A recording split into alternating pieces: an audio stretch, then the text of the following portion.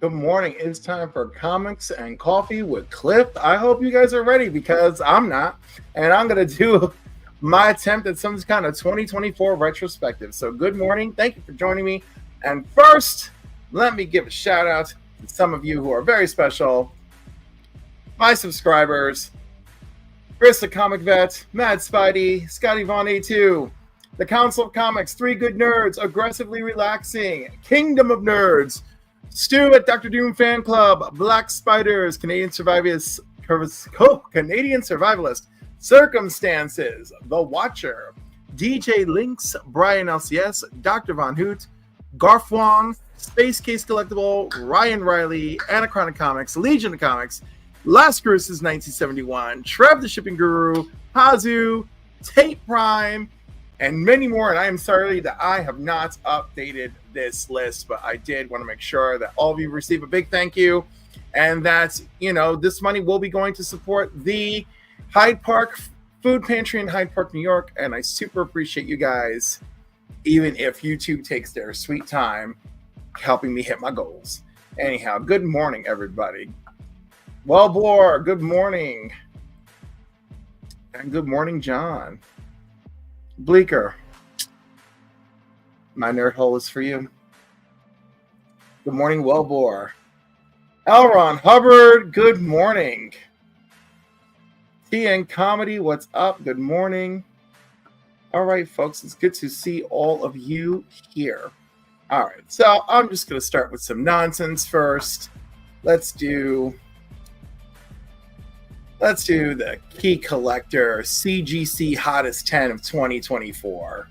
Triple G Peter, good morning. Good morning, folks. I appreciate you. Hold on, let me do other things too.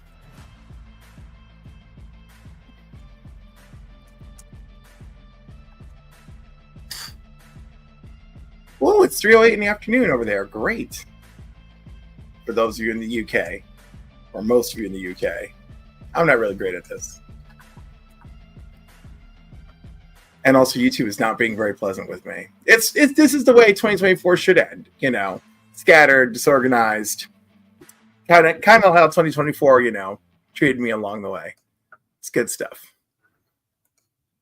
And I already see the my garbage men who are 2 days late have finally arrived. It's lovely to hear that noise outside. Also, I'm going to pin the StreamYard in the chat. The only rules is have your camera on, and hopefully I know you. That would be nice. All right. CGC's Hot 10 of 2024. If Cliff could hit the right button in his screen. There we go. All right. No surprise to anyone. Good morning, Evil Mike. And good morning, Joe. Good morning, Sheena. How are you? Good to see you. All right, folks. So, first full appearance of Null, Venom number 3, 2018. Bleeker. Welcome, sir. Hello, hello. How are you, my man? I'm good. I'm hanging on to life by a thread, you know. Ooh, wow. Just how 2024 is rolling for us. How are you? Approximately the same, you know. Yep. You know, I hope your finger is better for it. It's crushed, but it's all right. It's working itself out. Yeah. Okay. So like our spirits. Yeah. It's just exactly like our spirits. That's great. That's how we're doing. There's Sheena. Good morning. All right. There, Venom 3 on there. Yep. This is at the peak of the. This is number 10. It appeared. Number 10 for the end. Let's see. It appeared in the Hot 10 for 7 weeks this year. Null's first appearance. I think like it is a real collector's item, and I will give it that. I do think you could expect to find this at a reasonable price again in the near future. Yeah, I think this book will go up and down a lot in the next little while. I do think it's a really good key to own, but I do think it'll go up and down depending on news. But as soon as we get some real Null news, like MCU Null news, that book will be really expensive again. Oh, I bet. Oh, look, we have another guest coming in. Hey, Mr. Evil Mike. Mike. What's up, Lee? What's up, Cliff? Good morning. Happy mid-Christmas, not New Year's yet. Happy after Christmas? Hey, it's still Christmas to me until Epiphany is over, baby. I'm Puerto Rican. We go right through January 6th, and that ain't no cool shit. That's a religion. I was explaining that to people this morning. You know, some people don't celebrate Christmas like we do. Some people it's January 5th. And... Yeah, 6, because the 5th is the 12th day, and then the 6th is the gift giving of the wise men. True. And then, of course, the storming of the Capitol had to ruin everything. So every single time I mentioned Epiphany in the last 2 months, and I was like, well, on January 6th, everybody looked at me like, where were you on January 6th, Cliff? But ignoring that, look at Triple G. No, we'll be back in some shape or form. I think he's got potential. The thing is, like, it would be smart for them to bring him back. But because that was a Sony move, I don't know if we are going to see him. I think so. I think he's here to stay. No, pretty sure. Like, he's such a big bad guy. He's one of the most powerful bad guys in Marvel, and they're not going to use him often, but they'll use him again. Oh, Marvel will, but like, you know, like I was gonna say, there's like no consistency in comics.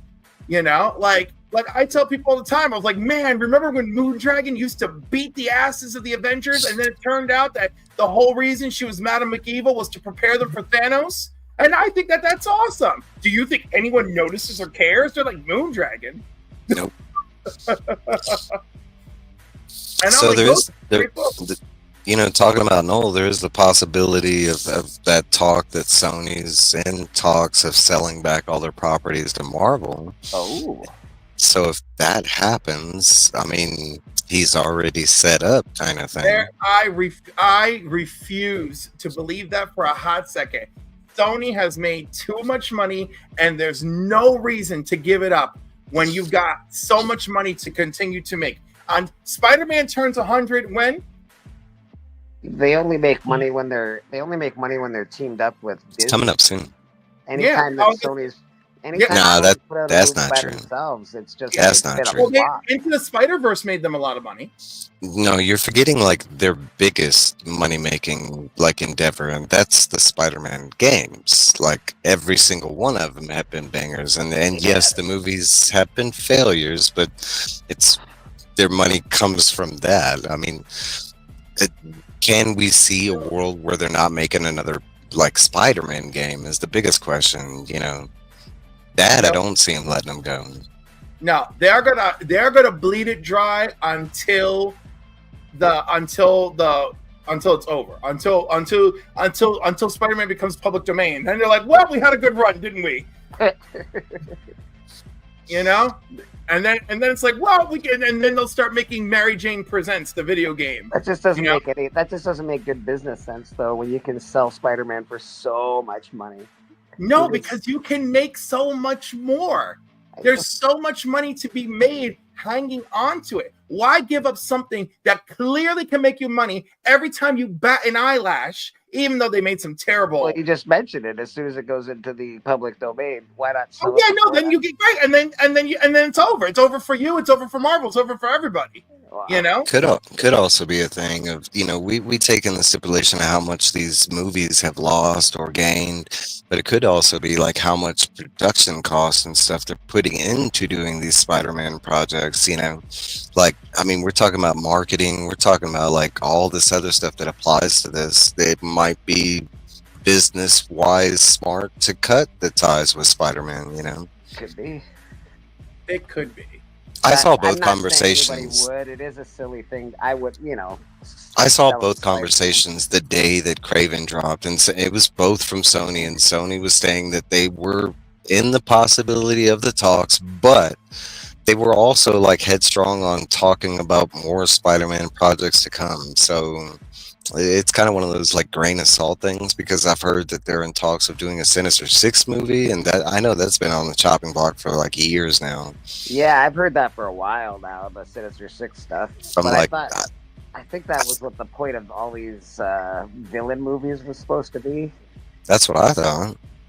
I mean, But it kind of apparently makes not. sense. Yeah, because it sort of makes sense, right? Sort of put out a movie and then 6 movies and then make the Sinister. Yeah, Six. you give us a little. I mean, because that's the premise. You're setting up all their backstories, so you don't have to waste that during the, during the actual movie. And then, like, I don't see why they're not doing that. Like on some level, like, I mean, we're getting that from Marvel. We got that from DC. They both gave us like an iteration where they just take their unused characters, like Suicide Squad and Thunderbolts and like what you can't do that with the Sony verse. You can't give us some new like off-brand squad.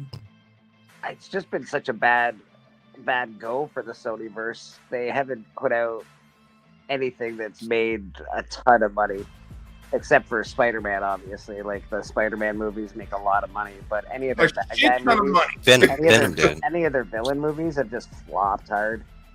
Well, no, Venom. Remember, Venom. The first was $1 Venom billion. 1 was good. That's true. Venom 1 was good. I forgot And about that. I want to say Venom 3 successfully made them good money, but yeah, Venom 2, big fan. But what's up, MJ? Strange dog.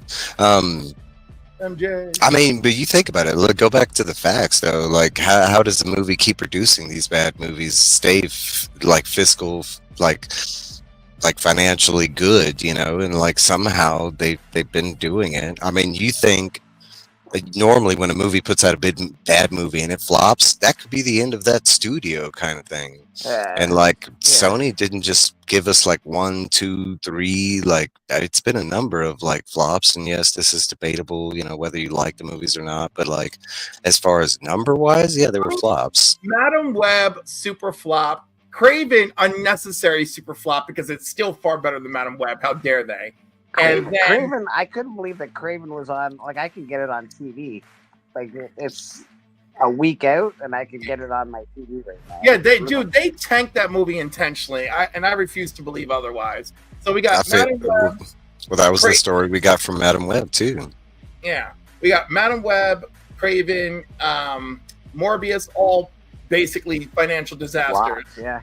Yeah, but that's only 3. In the meantime, they have 3 successful Venom films. They have some successful product line. They have successful video games. I'm like, their merchandising money is ridiculous. I'd say 1 successful Venom movie, but I'll give you 2.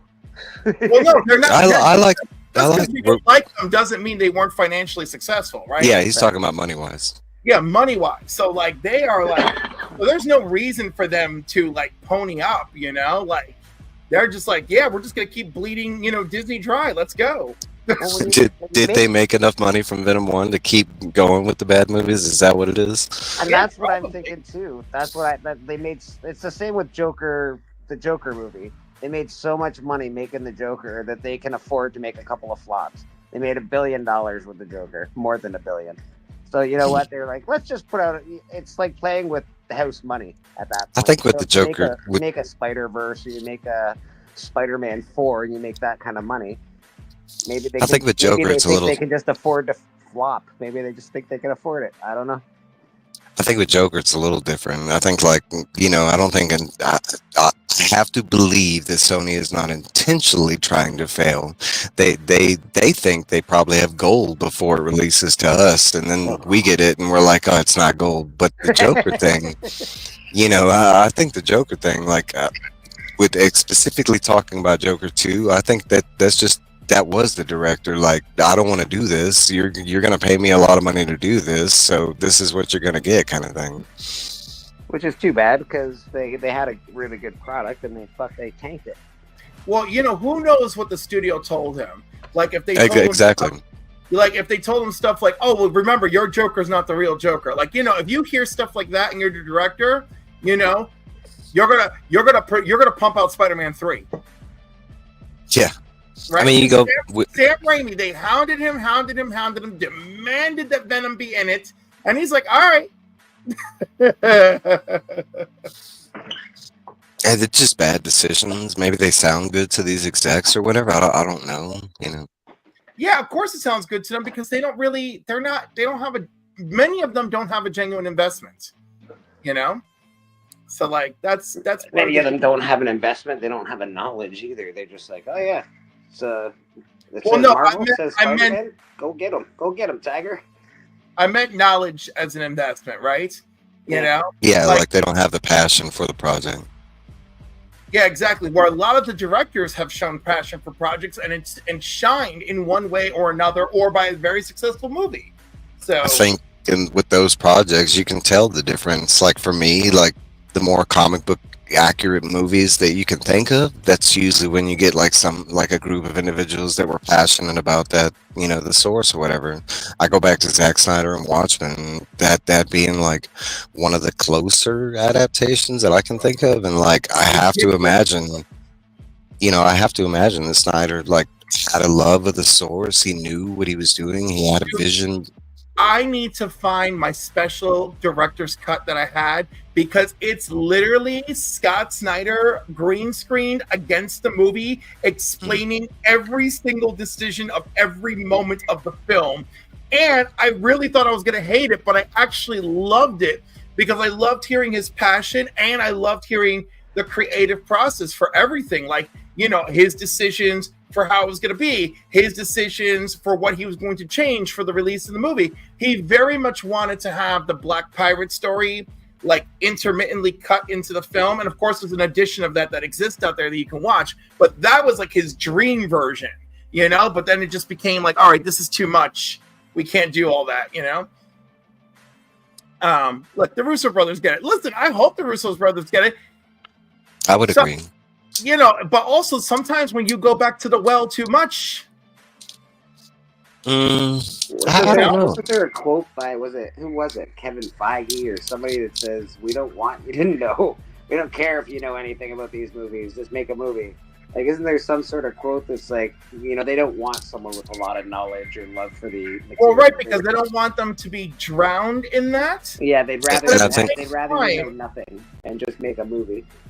And I think that was a part of the failing that we had leading up to a certain point, because I do remember that from Feige, him saying that he didn't want them to, you know, like tangled down by the source and this and that. But I do. Okay, so after Secret Invasion, they have changed that, you know, what do you call it, that monocle, but like, no, they're going forward with the source, like, and I think they started doing that after Echo, where like every cast member now has to read, like, I don't know how much, but they have to do homework now, and supposedly that's what they told us. Yeah, that's good. Yeah, but I mean, you're talking about like they made, like, I forget which one, it was two shows that we got that were the actors, the producers, the script writers. Nobody actually read the source, and they just knew the names of the characters, and they gave us story based on, I can't remember what two shows it was, but like, to me, that's just horrible. Like, I understand inventing story and being imaginative, but that's not what you're making. Like, you're making stuff that's already established, has a source, like. Yeah, they really. Sometimes it just seems like they don't really care about fans. They just want new fans, which I guess it makes sense. But and that's a valid concern, a valid reality. But you know, we've been having this conversation for 5-6 years now. Do you realize that? Yeah. True. The problem is they're not making movies for us. They're making movies, you know, and it's I get it, you know. I mean, you're to cater to us is a small niche, so why would you specifically cater to us? And there's some of those other talks like, well, if they did it exactly like the source, nobody would be into it. But you're talking about, I just said something that's crucial to this information. We are a small niche that are reading these comics. You say we're a small niche, though, but when they actually do cater to that small niche, they make $1 billion. They make $1 billion. When they I'm not saying it fails. When they don't cater to the small niche, they do not. No, I'm just saying that's what we're getting. 100 times. Well, the thing is, it's like, isn't it about striking that right medium between the small niche and like something that serves the public? I think Black Panther is amazing. Yeah, you know. Yeah. And Black Panther had an objective to cater to multiple groups. You know, you needed the comic lovers, but you had an entire Black community out there dying for this representation on screen. Super invested. And it was touted as that, and it really did the job. Like, it really, like, it was such an awesome movie for for black people, man. It was fucking awesome. It was But great. beyond that, it is an amazing. Beyond that, yeah. film. Yeah, oh yeah. He told a story about right to power and delivered, and like that's like I still get chills when I think about how incredible Black Panther is and its delivery. It's definitely in my top 3 all-time favorite Marvel films because it stands on its own just fine. I think you're absolutely right. It was catered towards a certain group of people, although it also was catered towards everybody because I loved that movie. That movie was amazing. I was gonna say my brother, not being a comic book fan, that's actually one of his most beloved movies. And I'm not talking about comic book movies. No, he loves Black Panther as just a singled out movie, like Standalone, yeah. But Yeah.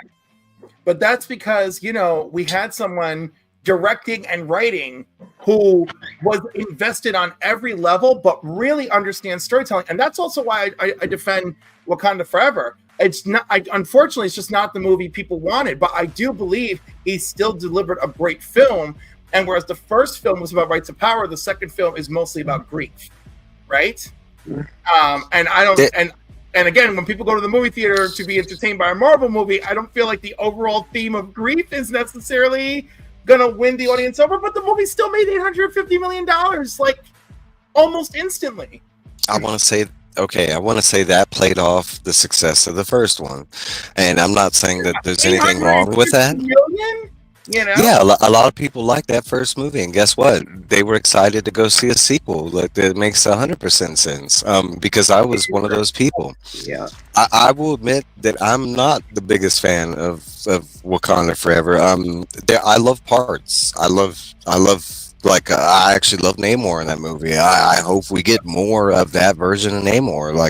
Like some of his parts were my favorite parts of the film, but there's a lot of the movie, and I'm talking about like story cohesion. It just, I mean, you can tell it was a cut movie. You could tell it suffered a lot before we got it, kind of thing. Wait, where's the story cohesion? I would love to know.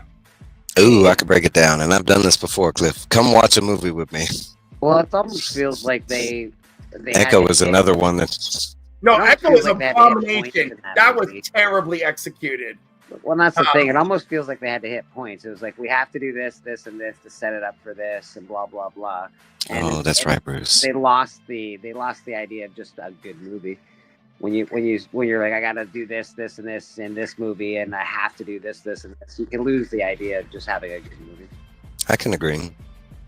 I mean, it's also like what you said about, the focus of the story being a certain centralized thing and that hitting for certain people and not hitting for like an overall group mass can also tie to that. That movie hit me like a ton of bricks, and maybe it's because I've suffered so much grief that it hit me like a ton of bricks. The opening scene with Shuri and her desperation hooked me immediately. I was immediately taken back to being on the floor with my father and doing CPR, like that's exactly the feeling that came to me, I got real comic booky with this movie. I did not love this movie. I got a little upset with this movie. Not saying the whole movie was bad, but I didn't love the movie. Black Panther.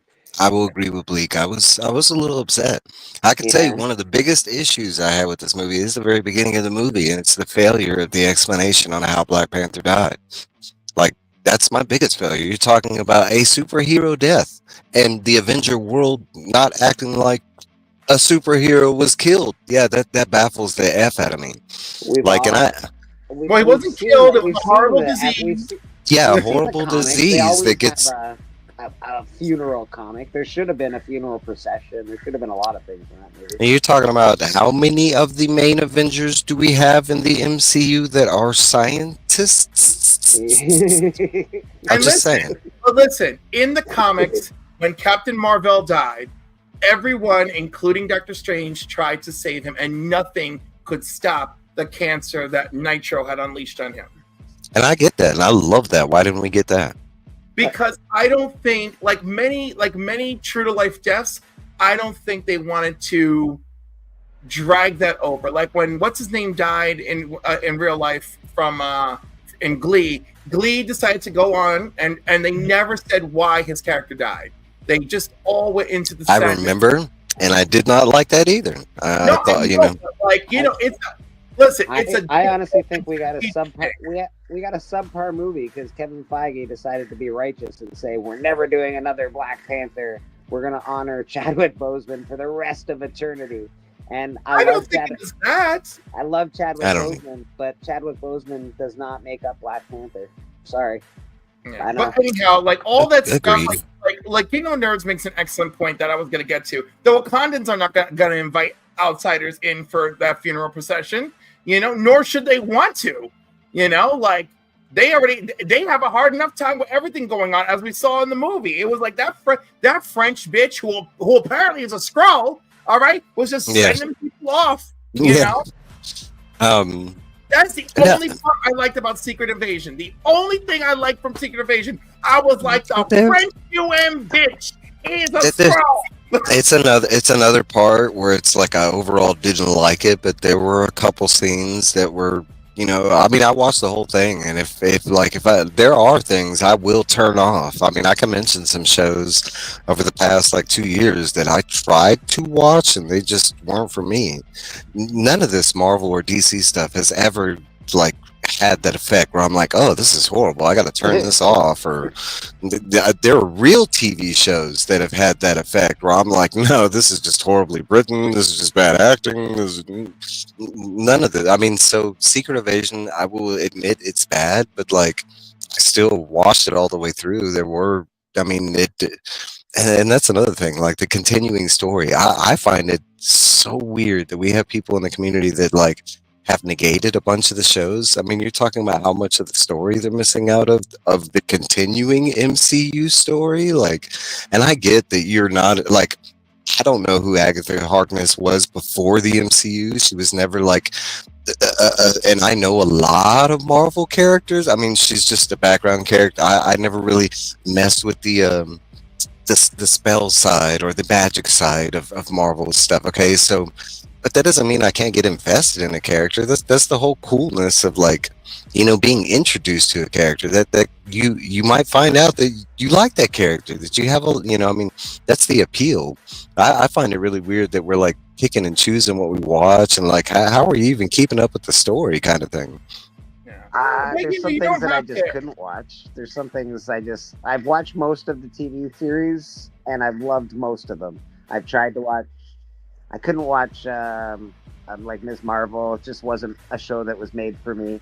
I know people love it, and I know it's good. I get it, and it just wasn't for me. I just didn't enjoy it. I can get that because I think all of us are affected like that. I know WandaVision was like a super huge, highly raved. I mean, that one wasn't for me. I watched it all the way through. I like the story that we got out of it, but as far as a show, but I can say with the addition to Agatha Harkness and it being so heavily tied to that, it kind of like upped WandaVision a little bit, because it played on the story that we got from WandaVision. Well, you also got people. We get a comic accurate Green Lantern, and people are freaking out. It's the same people that are like, give us comic accurate characters. Let me tell you something, all right? That man is hideous. Definitely. It's hideous. Okay, Guy Gardner can look doofy, but this is hideous, all right? I love it. Not to mention that he's pissed me off on more than one occasion, so I'm already sick of his face, much less his Guy Gardner face, all right? Ooh, Nathan Fillion? When did Nathan Fillion? Like, have you ever read Guy Gardner comics? He's an ugly. I hate him so much. Yeah, he is. That man, that guy that they got for the canceled Green Lantern series, right? That man that they hired for. I like him. I would have done him. I would have done Jensen Ackles. I would have done Glenn. What's his face from It's Always Sunny in Philadelphia? Because I like Jensen. Thank you. I feel like they can deliver on the caricature of Guy Gardner. But no, go grab your buddy whose balls you played with during Guardians of the Galaxy 3. Go have a good time. Well, he always hires. I know, and that's not an unknown thing. I don't know how many different movie companies do that. I'm sorry. I know I'm holding back. Sandler's. I know I'm holding He back. hires the same guys all the time. There's always the same dudes in all his movies. He does that. You had to expect it. And my whole thing about acting, I mean, you never know. That's like I can go back to Robert Patterson, and if I base my whole, and I find that like striking that people do this, but if I base my whole like his acting career off of his one failed franchise, this Sparkly Vampire, yeah. Like you're missing out on so much more. Like you're not even giving the chance to let a like actor like just like breathe and learn as they progress through their career. Like, no, you know why? Because fuck him. So anyhow, you talking about now? Like, no, I believe in what you're saying, but not with people who I'm fed up with. Aggressively Relaxing makes an excellent point about they didn't want to retire the character, but they had to deal with what they had to deal with. Yeah, exactly. So Christina Payne reminding everyone that this is the last Saturday before my birthday. So thank you, Christina Payne. I love you. She is lovely. And of course, now we're getting into Happy New Year's. All right, with that, let's move into Silver Surfer. All right. Okay. All right. Silver Surfer, how are you treating us? All right. So of course, it's his first solo. And again, the price trend is going back down because we're not hearing a lot about Silver Surfer. But it's his first solo series, the first appearance of Shalaval. And of course, it was on the Hot 10 for 9 weeks this year, so that's nice. And 1 week it was in the number 1 spot. Yeah, it's a big book. It still has a lot of upside because Silver Surfer hasn't made his way to the MCU yet. Yeah. And also, you could still buy a very affordable copy in a 5.0 that presents well. Can we talk about Silver Surfer number 4 real quick? So we got Silver Surfer 1. That's an actual key. It's the first solo story. Yeah. Then you got Silver Surfer 4, which is ragingly overpriced, and it's a nothing burger book. Great cover. Because really people love the cover. And we're going to talk the cover. We're going to talk shit about covers in a minute. But let me remind you something else about Silver Surfer 4 that nobody talks about. It is the second appearance of Mephisto. Yeah. It is, so it does count as the second appearance. I don't know why CGC doesn't make a note of it. I don't know why more people don't talk about it. But yes, it is not just a super cool cover of anticipated clashing momentum, because it is beautiful for that. But yes, also the second appearance of Mephisto. So I'll give it a little bit of a point. All right, so for all credibility, because I'm not a big Silver Surfer fan, I don't hate on Silver Surfer. I mean, he's kind of just in the middle. Okay, but in a real sense, we do kind of know that he is coming to the MCU. We're about to get the Fantastic Four. We do know that they're focusing on Galactus, not off the start, but we do know that he's coming. So it makes 100% sense that this is like a high-valued book right now, or always has been. I mean, even though I'm not a huge Silver Surfer fan, I can say a cool thing about him. I mean, he just looks cool. He always has. That dude flying the surfboard through space, and he's all silver. Yeah, he's got cool covers. He's got some very cool covers. Silver Surfer's awesome. Except he's sad. He's too sad. No, but I'd say, like, this book holds a lot of relevance to be on a list currently. You know what I'm saying? Yeah, currently, absolutely, 100%. And like I said, they haven't been in the MCU yet, but we know they're coming. Anything that's a key that hasn't been in the MCU is still priced fairly highly, like still priced high in relation to what I think it should be priced. But it's coming. So it's coming. Yeah, it's all right, but yeah, I still think it's a great pickup. Oh, and another controversial one, Hulk number 1 from 2008, where it's the first cover appearance of Red Hulk, and General Thunderbolt appears in the issue, but Red Hulk does not appear in the issue. Nope. No, just on the cover. But this is the big one because the cover's fucking dynamite, man. I do love this cover. Great cover for Red Hulk. I do. I will admit there have been some Red Hulk covers over the years that have no key importance, but man, can they draw your eye and like. Yeah, man. And this just happens to be his. He's on the cover. That's a big deal. That's the same reason X-Men. What is it? 266 is the one. Yeah, there's a bunch of controversy with that, but he's on the cover, man, and that makes it the one. Yeah. Credence for Ross anyway, so why not? Yeah. Credence. I mean, to sell though. It's hard to sell unless it's a 9.8. That's what I was about to say. Credence for the list. maybe not so much. You know, I mean, It did we just appear on the Hot 10 for 8 weeks this year, so that is a little something. yeah, the books had movement, and I wonder why. You know, we do know that this guy's coming. We saw him. We saw him in the trailer for what is it, Captain America? Is We've that seen what- him a bunch now. Yeah. So yeah, majority of the sales occurred in 9.4 with 211 sales this past year. That's neat. I like these little factoids. You know. All right, next up, a true treasure, a classic, a billion first appearances. It feels like it's Transformers #1 from 1984. This is an expensive book, man. It's crazy expensive. Why do you think it's crazy expensive? I think it's fair. Well, I look at books at 9/8 and stuff like that, and they're couple $1,000. That's expensive, man. I mean, I don't think that should be like the accurate value, but I hear you. I'm sure that's all that people are like, well, I'm not letting it go for less than 2,000. So you know. Right. I mean, it's got a lot of hype on the book. Transformers has done successful. I mean, it's one of the few franchises over the years that's had like continual positivity throughout its reign. Like it's had numerous different cartoon shows, and then we get to the whole Michael Bay verse and how many Bay movies we got, and then I mean, no Transformers. I mean, and then on top of that, in the comic book world, we got the whole Energon universe, and them restarting that. So I think there's just a huge reemergence of new and old Transformer fans for good reason. You know? I can tell you that they've in the comic book world, in the news of Transformers and G.I. Joe, they've invested a lot of money into G.I. Joe Transformers. They're coming out with a G.I. Joe Transformers universe. It's gonna happen. Like whether it happens in the next 10 years, who knows? But that is gonna happen.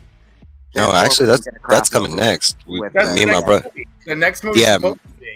Yeah, me and my brother actually just looked into this recently, but that's coming really soon because they were working on that as they did the last movie.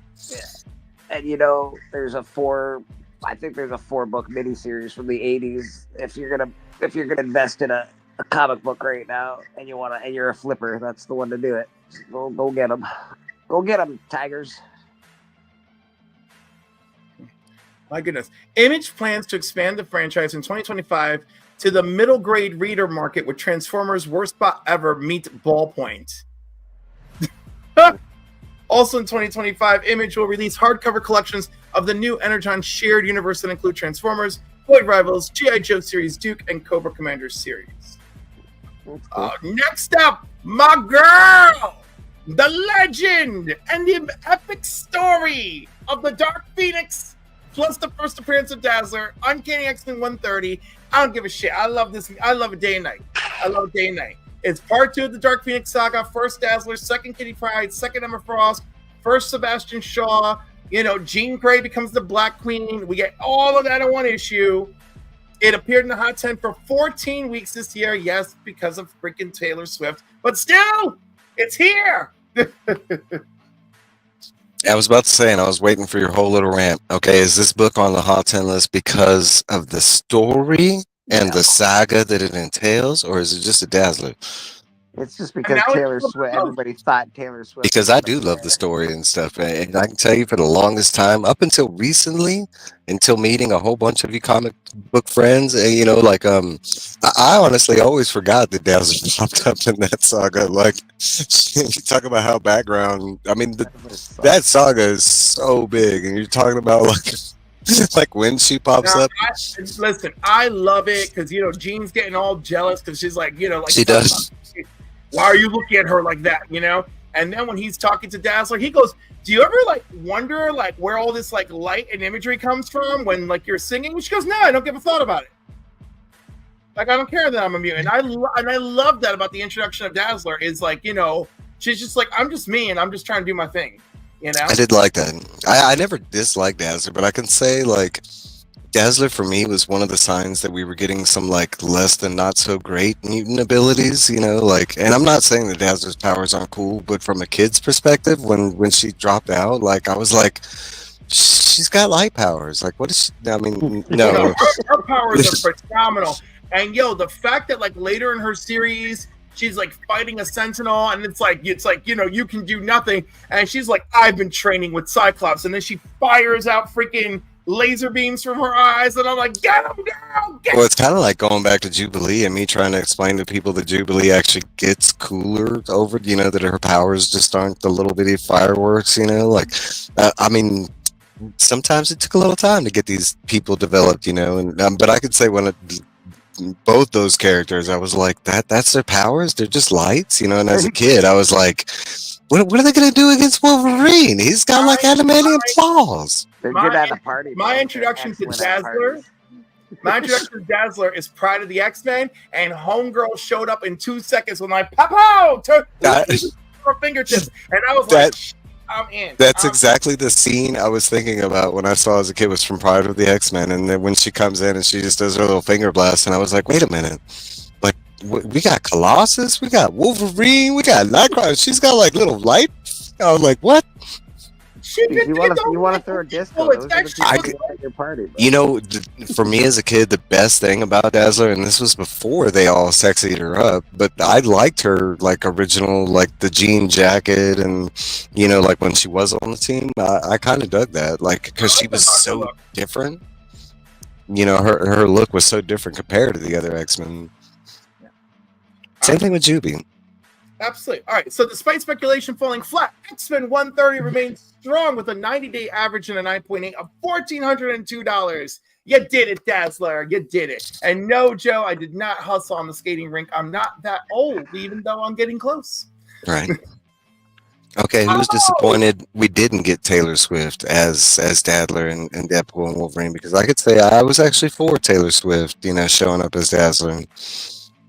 I most certainly would have liked it. She actually would do, if she can act. She would be she looks good. She looks. I don't even need her to act. She just could have sung on stage like she normally does. Right? She looks like a good Dazzler. I don't know. She's got that look for it. Maybe pops off stage and does a little finger blast to our X-Men and then walks off. You don't need her to do a lot. Finger blast. Whoa. Finger blast. If anyone we're talking about Deadpool, right? You got to make it comic accurate. All right, so back to controversial covers, and now officially being retconned as the second appearance of Gambit, but his first cover. Unbelievable. Is it officially retconned? Yeah, if you get it slabbed now, it now says second appearance of Gambit, first cover. Oh man, yeah, it does. I just sold my second appearance of Gambit a couple months ago, and I bought Don't be lying to people. Man, almost like I knew that. Yeah. But in the meantime, the value of X-Men Annual 14 still remains lower than this. That's true. That's people. Don't worry. People haven't looked yet. They haven't seen it yet.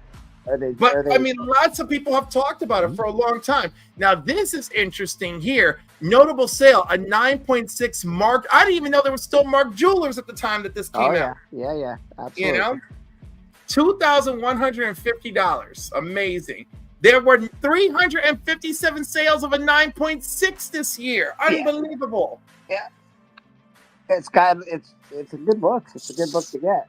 I mean, and we know the reasons why, and for this one, it is the movies, and the anime. I mean, Gambit got featured twice this year in Deadpool versus, and he was actually featured fantastically, and he got a lot of high praise in X-Men '97. So I mean, I could see why X-Men '97. And in the movie. I mean, he got a lot of praise, especially for is what I believe to be kind of a side X-Men. I'm not saying he is, but he got a lot of love. You know what I'm saying? Yeah, this was a year of Gambit, man, for sure. Gambit did get a lot of love, and he did some good love. Was phenomenal this year.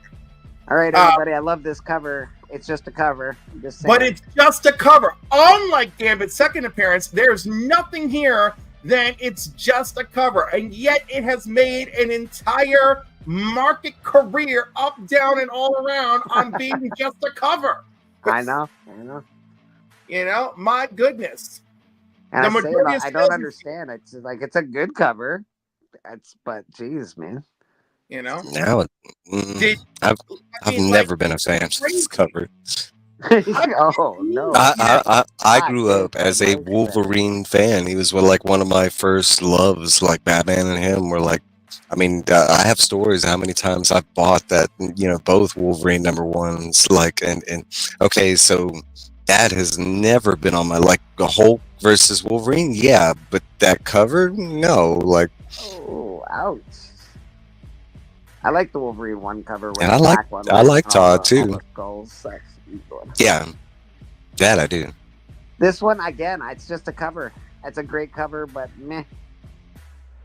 I mean, I like the whole reflection thing. It's cool, and nowadays, it in my eyes, it's kind of worse because it's been homaged out the ass. Oh Like, my God. Yes, it was. I swear, every time I see an homage, it's either this one or Spider-Man, like 300 or whatever it is. It's like, Can we just agree But that yeah, Todd I mean- McFarlane is the most homaged artist of all time?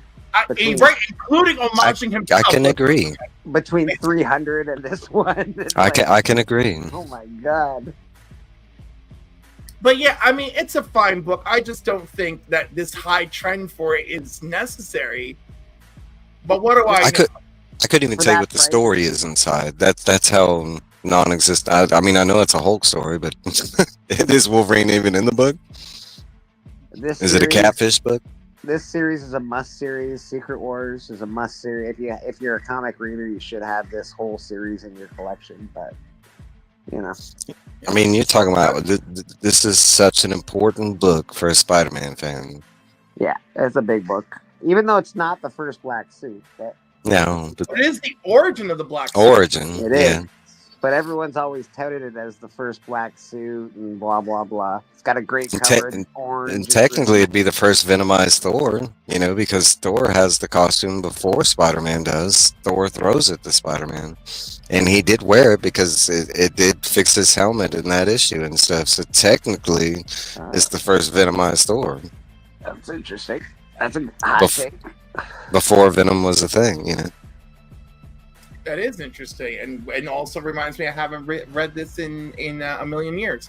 But let's see, notable sale, a 9.9 sold for 10,800 in April. Damn. Major sales occurred in 9.6's 408 sales this year. That's pretty good. 9.6 is really struck hot in 2024. People are like, well, shit, I can't afford the 9.8.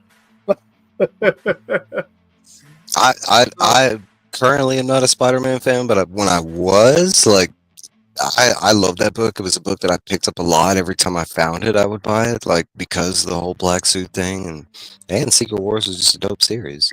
Exactly. I've always said that Secret Wars should be in everybody's box. You should have that whole 12 books. And it's just a I mean, series that everyone should- A hero versus villain fight without civilians. Like, what?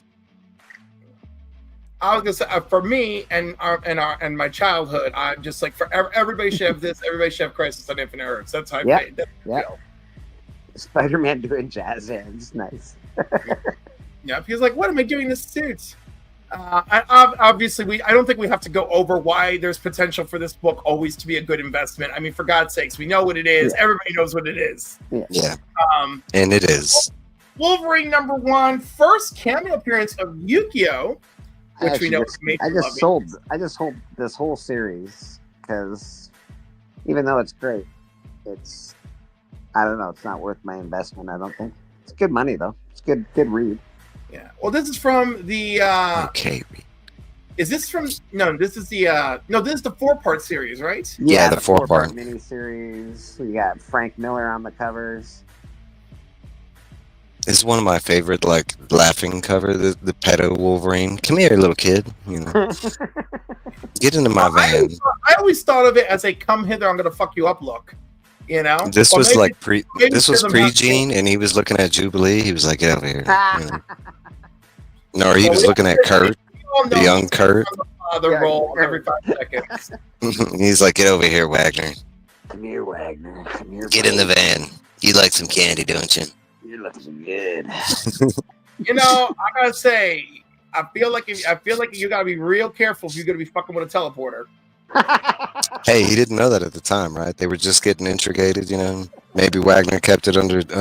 He was all they knew was he was just a blue devil. And Dude, he's 11 pages in. He's teleported all over the place. Yeah, I know. Yeah, I know. like, Hey, but how much did Wolverine pay attention? Because I mean, that was like a big thing in the '80s on how much Wolverine physically paid attention to what was going on.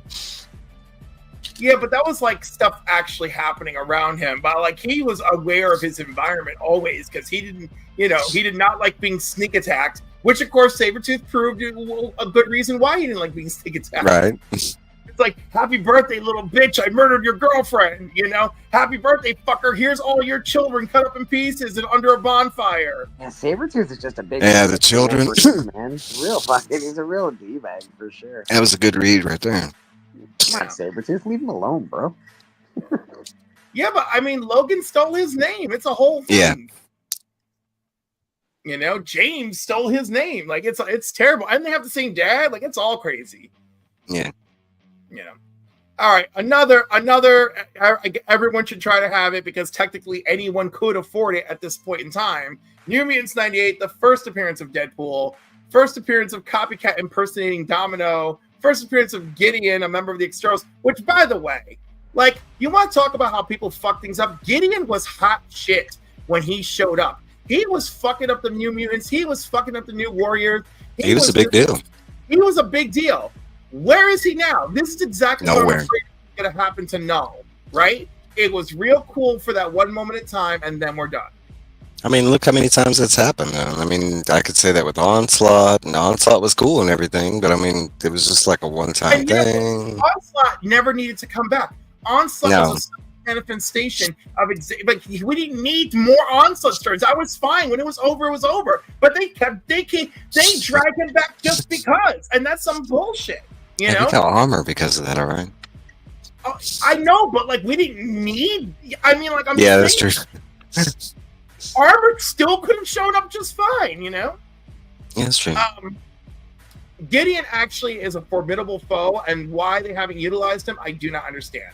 And it's clear that when you do things well, there is longevity. Venom, Magneto. I mean, sure, you end up turning everybody into a damn anti-hero. Sure. Don't even get me started on the anti-hero. It drives me crazy. Oh my god. But anyhow, this is still a worthy issue. Not unattainable for the common man. You just got to save up for it. So honestly, it's still really well priced for what it is and for the popularity of the book and the that's what I was going to say.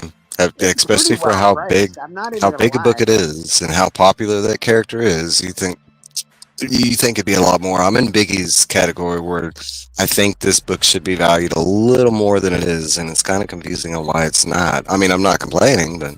Well, the 9.8s go for big money, but the 9.6s are very reasonable, and there's 432 9.6 sales this year. That's got to tell you something. I just don't think that this character was ever treated with, like, there's a fan base for this character, but I don't think it was a massive fan base until Ryan Reynolds got a hold of the character. I don't know. That's probably why it isn't priced through the roof. Scotty? Well, Commieverse says, Cliff, what if I'm not a common man? Well, then let me tell you something, Tony. If you're better than common, so I expect you to have two copies. Two copies next year after the move and the new. The expectation went up, Tony, not down. Because I believe in you, Tony. Good morning, Scotty. Hello. So again, it's a popular book, and of course, it appeared in the Hot 10 for 29 weeks in the year 2024, and that's what's got it at our number one spot. Yeah, Deadpool's pretty popular for good reason, One would hope. 3 copies.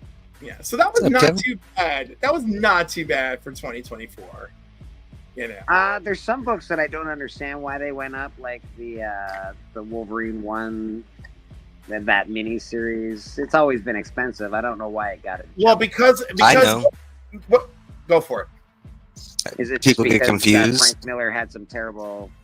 No, it's because it has a number 1 on it, and people actually think it's a number 1 because I fell into that category for a little while when I first started collecting, where I thought that was Wolverine's first number. No, I believe that's a big part. I mean, it's only some of it, but I believe that's a big part of it. Is it like it's the number one and it's more like attainable.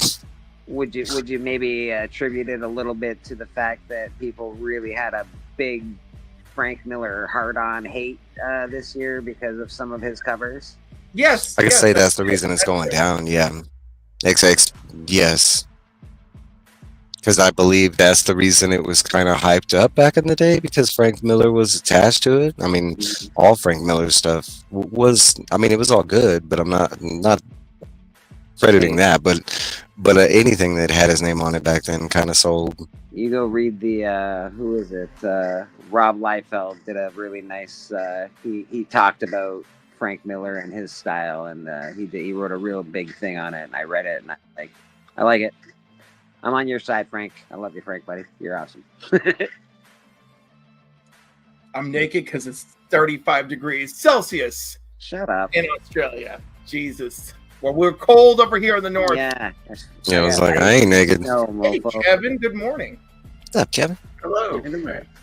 Mr. Stock mentioned he had an X-Men 137. I love X-Men 137. If you have it in a 9.8, it could go for like Some big it can go bucks. for $1,000, you know. Which In a the 9.8. price between a 9.8 and a 9.6 is ridiculous. Yep. Buy the 9.6 because guess what? You can almost really not tell between a 9.6 and a 9.8. And actually, to be honest, even the 9.8s, I see a few of them going for one going for 500, one going for 650. So even the 9.8 has come down. But I still love that book. I love Frazetta.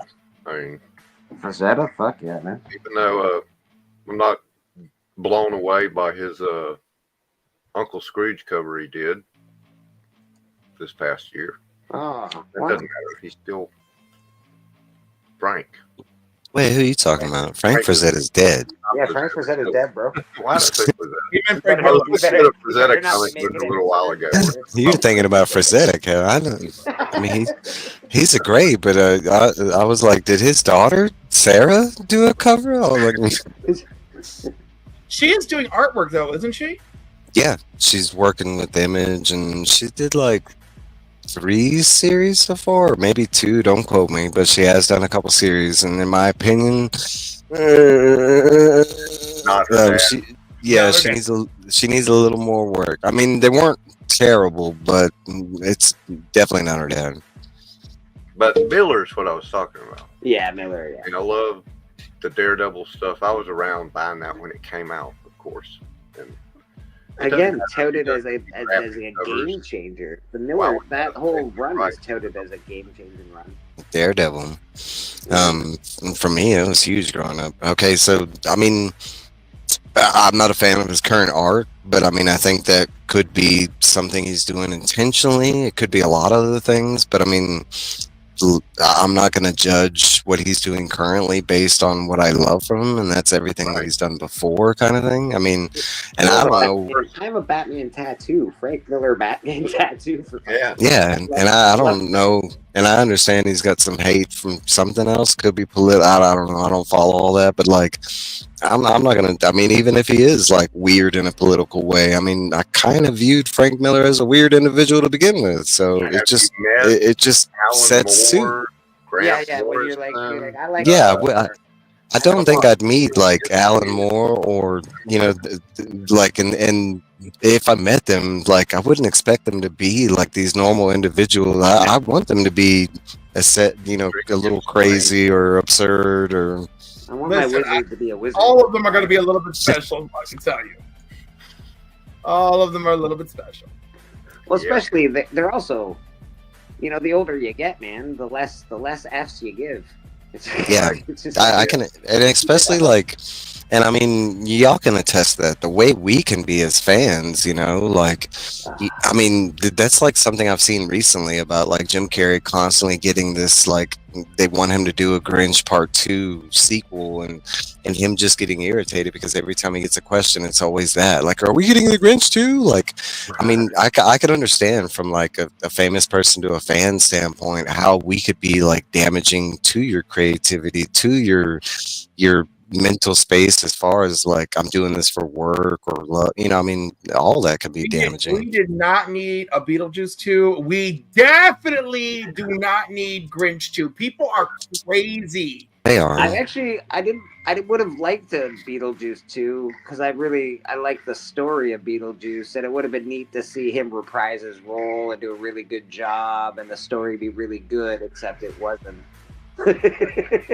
Exactly. I was all for I a would Beetlejuice 2 I like that shit. 30 years ago, Yeah. back when the movie was popular, or maybe like a couple years later when we got the cartoon serial, around that time. But now, I just want to say this. right, Stop Phil? giving. Let's go with this, Phil. Stop giving fans too much of what they asked for. I agree. Like for instance, we want to see certain things in our comic book movies. I feel that should happen, but demanding sequel after sequel over something that was just one good story, it's very hard to be like, all right, let's show up with another go. Look what happened with Ghostbusters Afterlife. Landed very well, and then they fumbled the ball hard in the second one. The core of your first movie was, okay, we got to listen to the little girl. And then the core of your second movie is like, nah, this evil ass mayor who's trying to get us to stay home and go to school. What the fuck? What is wrong with you guys? Like, so this is what happens if you push too hard too soon.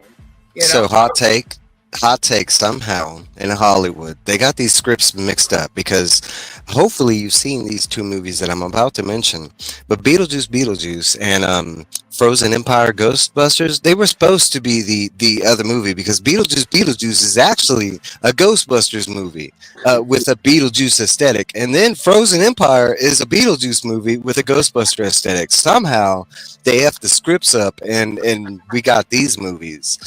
Go back and watch it. Beetlejuice is a Ghostbusters movie. Like, I don't know why.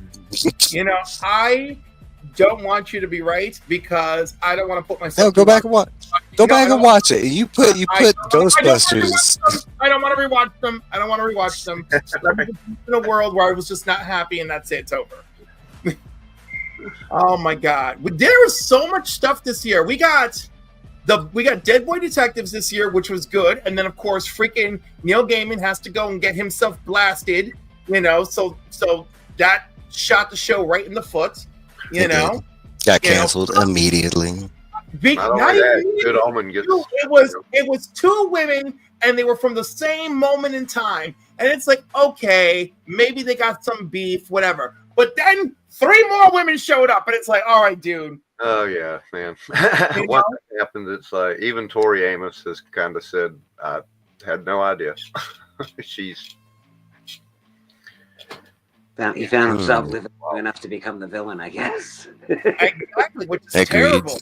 But I very much enjoyed Dead Boy Detectives. I'm really sad that it probably would have gotten a second series if it wasn't for all of this. I loved it. We got some cool shit this year. What did we get? Chainsaw Man. We got all sorts of cool shit. We got Chainsaw Man. We got Mr. and Mrs. Smith season 1, which Parker Posey's in it, and I love that crazy bitch. Childish Gambino. I kind of like it, but she's not. That show's on my low end of enjoying 2024. The only reason I would have watched that was for him, for Donald Glover. Glover, yeah. What We Do in the Shadows season 6. What We Do in the Shadows season 6. Whoa! I didn't know that had. I thought that was ended. It is. It did end. That was this year. It did. Oh, this year. Oh God, did I? And that was the end of the series too. That was the end of the series. But it seems like it was 2 years ago for me. Oh my God, that was this year. Yeah, that was it. That just happened like a month ago, fool. It just ended like. Maybe I didn't see the last season. I don't think you have, because this last season just aired thought the 5th season 3 months ago and just finished. Like, I'm gonna have to go watch it. That's exciting. That's exciting. It ended well. We got Agatha all along, which of course big plus for me. I know a lot of you out there I loved care it. less. I loved it. I You know. love the show. All I think can say is it's about a good Agatha show. is make it past the 4th episode. It's kind of like Andor. Andor, you had to make it past the 3rd episode. Like some of these shows, they got a lot of story build up. Agatha actually got phenomenal after the 4th episode. Like And once, I didn't even feel that way. I was happy after the third episode. no, I was fine. I was fine with the first 3, but I mean going back because I have watched it twice because I usually watch it with me and my brother will watch it. So like I'll go back and when I watch it a second time, I'll critique the F out of it. But like, okay, so like the first 3 episodes, they're good, but it is a lot of story build up, and it still has that mystery of the show where you don't know exactly what's going on, kind of thing. The 4th episode is when they start revealing finally, you know, what's going on. So it opens up a lot more like, you know, thinking and divisive as far as the viewer goes, you know. To me, that was the moment that it all tied back to like Agatha and WandaVision and stuff, and that it just opened up the door, kind of thing. Listen, I loved it like nobody's business. I loved it. I thought they did a good job. We got Sugar season 1 this year with Colin Farrell That on Sugar- Apple TV. Sugar did well. Sugar did well, and I completely forgot about it. I got completely sidetracked by the Penguin. I never heard. It came out like right before the Penguin did. Like I want to say like 6 months, 7 months. It was a project that he worked like I want to say during the strike before he did the Penguin. Yeah, we got And Hazbin Hotel this year. That was great. I love that. Yeah. Wait, Can we what, talk what, about what? the masterpiece? Has they did been on the Hotel? Penguin? The villain, the Mm. Penguin was amazing.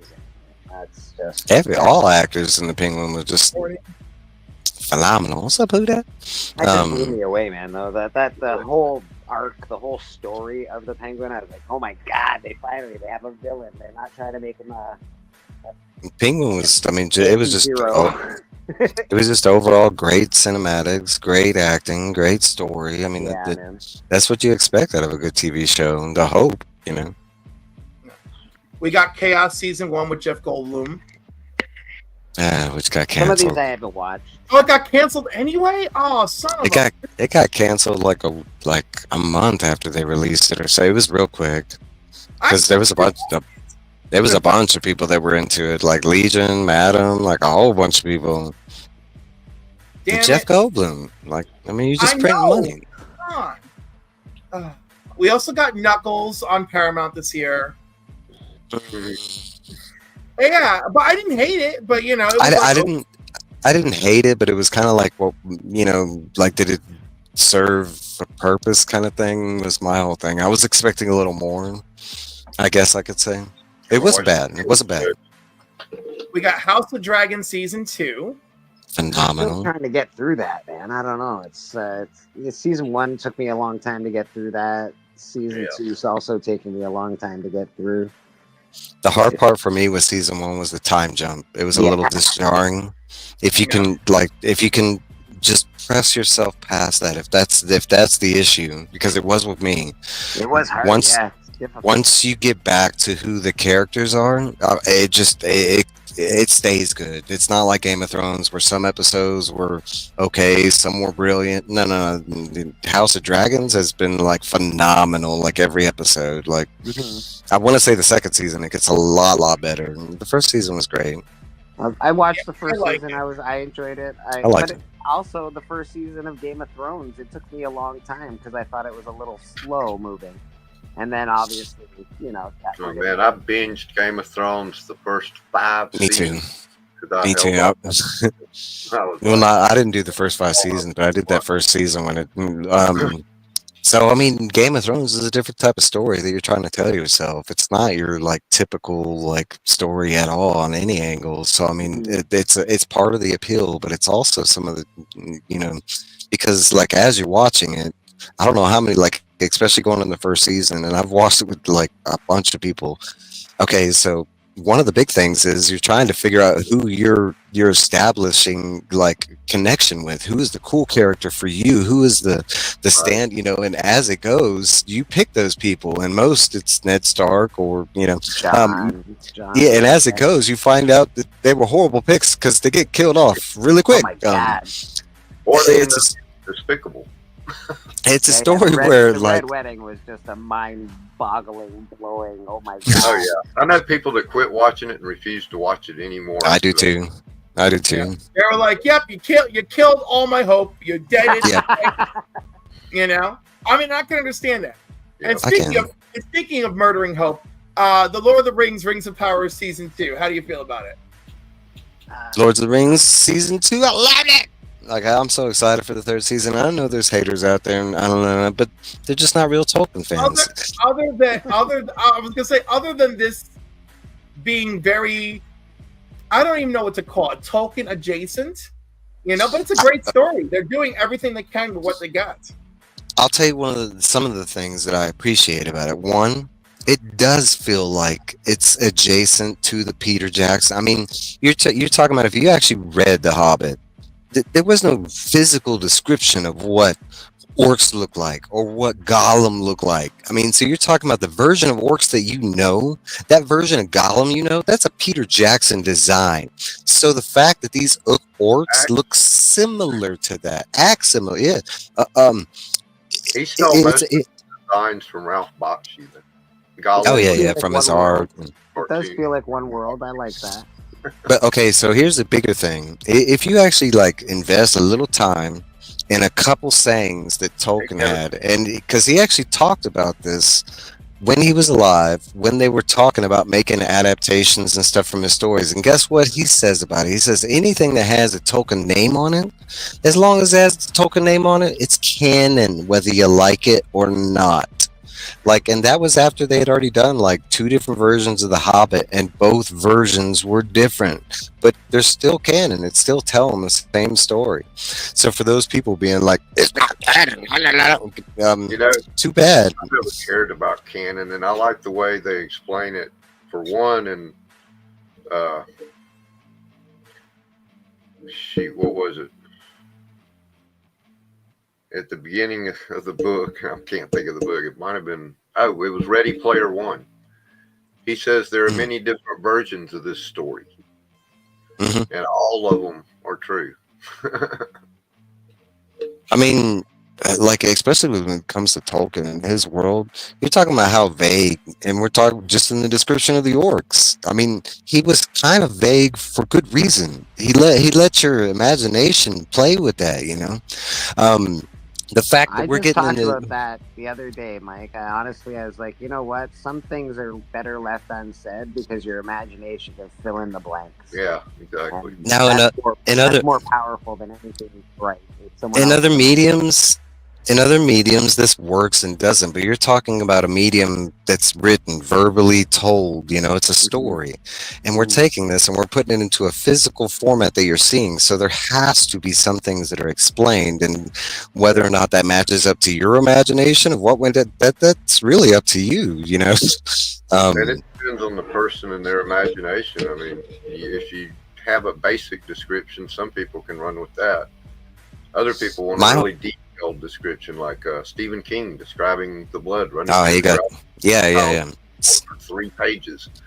And it's funny because Stephen King, most of his favorite horror people are people that do the non-descriptive, and he's very descriptive. Okay, so like here's one thing I can say about like anything we're talking about canon, like I mean, because there are some things in this world that have been decanonized by companies, like, and I'm not even thinking of Star Wars first because that happened. Okay, but I'm actually thinking about Dragon Ball Z. We had an actual like 2 whole series of Dragon Ball that is not canon at all. Right. Like, and this is not a jarring fact for the fans. They weren't like, oh my god, you decanonized. Oh my, no. It made sense on the reason why they did it because of the story that they gave us. Like, and you're talking about this comes from a world where like Dragon Ball was an established thing, like just talking about Dragon Ball, but like 30 years. And it's got a series, right, where they had movies that tied to that series. None of the movies are canon. They're all like what ifs and fictional. There's like 18 movies. Yeah. And I was the only movie that was canon, I think it's the Broly one. No, it wasn't the Broly one. It was actually the one right after Goku died. That was the only one meant to be canon, and all it did was prove to them Tree of Mind. People did not want Gohan. People didn't want Gohan. That's all it proved to them. You know, I felt so bad because I thought it was a good Gohan movie. But the new Dragon Ball Super Heroes, I thought that was a great Gohan movie. I was very happy with that. It was good. Okay, so going back to the can. Yeah, you mentioned What If. Well, that's like Marvel and DC. I don't hear people bitching about their canon because they have Elseworlds. They have all these. I'm sure there's people that do, but not to the level they do things like Tolkien and Star Wars and Star Trek. No, it's normally like, well, okay, because my knowledge on this within comics, it's usually the reboot. Yeah. This isn't part of the real world. This is Elseworlds. When you've been doing Star Wars for 30 years, and then you have a company say, "Oh, sorry, all that shit's not canon." Right. Pissy. It would be like retconning Superman. I wasn't even talking about the books because the books, yes, they did decanonize the books, but that's kind of like super fan stuff. No, I was talking about something that did decanonize recently, and that's the Alkalite. They gave us a TV show, and directly after the bad reviews, they specifically said they were not going forward, and it was specifically treated as a non-canonized part of Star Wars. That was something that they did decan. That's Disney. They're the exact opposite of Marvel and DC at that approach. they after the fact go, we'll agree. We're going to decanonize it. I was talking more about the Dark Horse comics, but yeah, the books as well. They've decanonized a lot of things in Star Wars. Yeah. He hated the books. Said they were never canon, but he didn't mind profiting off of it and putting his name on all of it. Yeah, I was about to say, because I remember a time when he had to approve every single one of those stories to make sure they fit into his Star Wars thing, and he didn't stop those approvals back then, because I remember a lot of books he turned down. Shoot, I'm still okay. Glitter of the Mind's Eye, Alan Dean. I got it right over here. First novel. Yeah, the first novel that was decanonized. Okay, so talking about canon, my whole thing is like, okay, let's talk about Spider-Man and whoever gets Spider-Man. And currently it's Sony, but let's say like Duracell for some reason gets Spider-Man. Okay, now we're talking about canon. The things that bother me as far as canon concerned is when they like attack the character, or when they change the mainstay of what you know of that character. Like you get Spider-Man and he's not in that suit anymore. It's a dude with 8 arms. That's literally, that to me is like an abuse of the canon. Like it would be like if Sony took Venom and the Venom movie that we got, it had like no imagery of what you knew of the symbiotes and because they could have done that. I mean, you're talking about they gave us a Venom movie without Spider-Man, so they could have done that, but they didn't. They still kept it like kind of related to the source. But the fact is, like, they still didn't change Venom from what like a casual fan knows about him or has seen in like media or a comic or a gang. That's to me is where canon like really gets concerned. When you're talking about like in season 2 of the show they killed off a character, in season 4 for some reason he's still walking around in the background. That. But that's nothing. Typical way comics do things. They're always going to come back to life. They're never dead forever, except 1 or 2. But death isn't a thing in comics. That's death isn't. It's not a. Spider-Man might grow 6 extra arms, but they're going to be gone eventually. It's not an action, or it's not a what's the word? It's an actual character. You can't have a character walking around as death in your comic book lore, and especially the way we treat death. People die, they come back. It's not treated the same way as we treat it. There's certain characters you can mess around with, but Spider-Man is not one of them. There's like DC, Marvel. They'll give you carte blanche with some characters, but they're not going to give you carte blanche. They did mess with Spider-Man. Yeah, they're not going to let you do it. They get all kind of flack for it. Dan Slott gets death threats because he killed Spider-Man. Yeah. I mean, and they've tried this. I mean, you could think of all the big characters, how many times they've actually tried to do like physical changes and how we reacted as fans. I mean, you're talking about, we had Superman running around with the mullet, and And then we Man, I get like back, T-shirt Superman. T-shirt Superman was the best. T-shirt Superman. and they gotta try. They gotta try new things. They gotta switch it around. You know, not everything is gonna. That was Dan Slott's big defense on when people criticized him over some of his storylines. I had to come up with extreme stuff. I wasn't allowed I to feel use like the villains because they were all being They were used all tied up in other books and for other projects. shit. Yeah, I feel like come up with new I feel like we have to give anybody working on Spider-Man like a kind of like special like treatment, because I feel like they, and not just Spider-Man, select few characters Yeah. that are okay, but I feel like they're having to write, and I don't even know if I can even say the writing, but just the restrictions that they probably have to deal with to put out a Spider-Man story or a book, like all the things they can do, all the things they can't do, like, you know, because I could sit there and hate on Zeb Wells or Dan Slott for the horrible runs that we got, but is it the run? Is it the story they wanted to give us? Is it the, you know, is it the story? And that's a big deal. That's a huge deal, Mike. You're absolutely correct. These are not. They just not, their hands are tied when it comes to writing a good story. They just have to write a Spider-Man story. So I like what Phil says. This is why I like Ultimate Spidey. It takes place in real time, 1 month at a time. I liked when back in the 80s, I guess it was, we had Spider-Man had 4 titles running 1 week, 1 week, one a week. You could read Amazing Spider-Man the first week of the month, Spectacular Spider-Man the second week, Web, I think, the third week. And what's the fourth? That might have been 90s when McFarlane put out Spider-Man. But at one Oh point, yeah, there just were Spider-Man. 4 Spider-Man titles going 1 a week. And that was cool. You got a new story once a week, and they would fit together. You could read them. Now you get Peter 4 Parker's not. titles a week, and The problem, Peter Phil, Parker's not- is he's gonna be public domain. Once he's public domain, we're gonna have 280,000 Spider-Man books a week. yeah, right. Everybody's gonna write one. There's gonna be Webtoon Spidey and this Spidey and that Spidey. There's gonna be Spideys everywhere.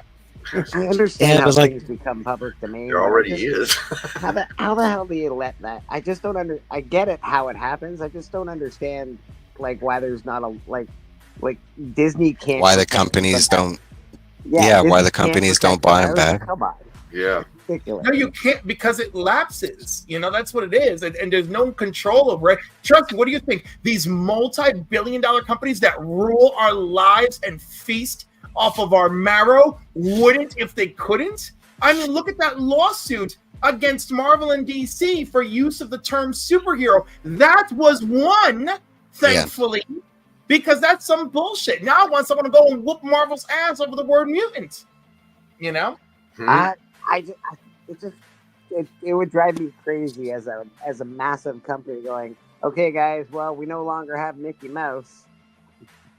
Spider-Man? Like Disney doesn't Found own these Mickey this Mouse. morning. That's fucking crazy. They were at a Target, What do you got?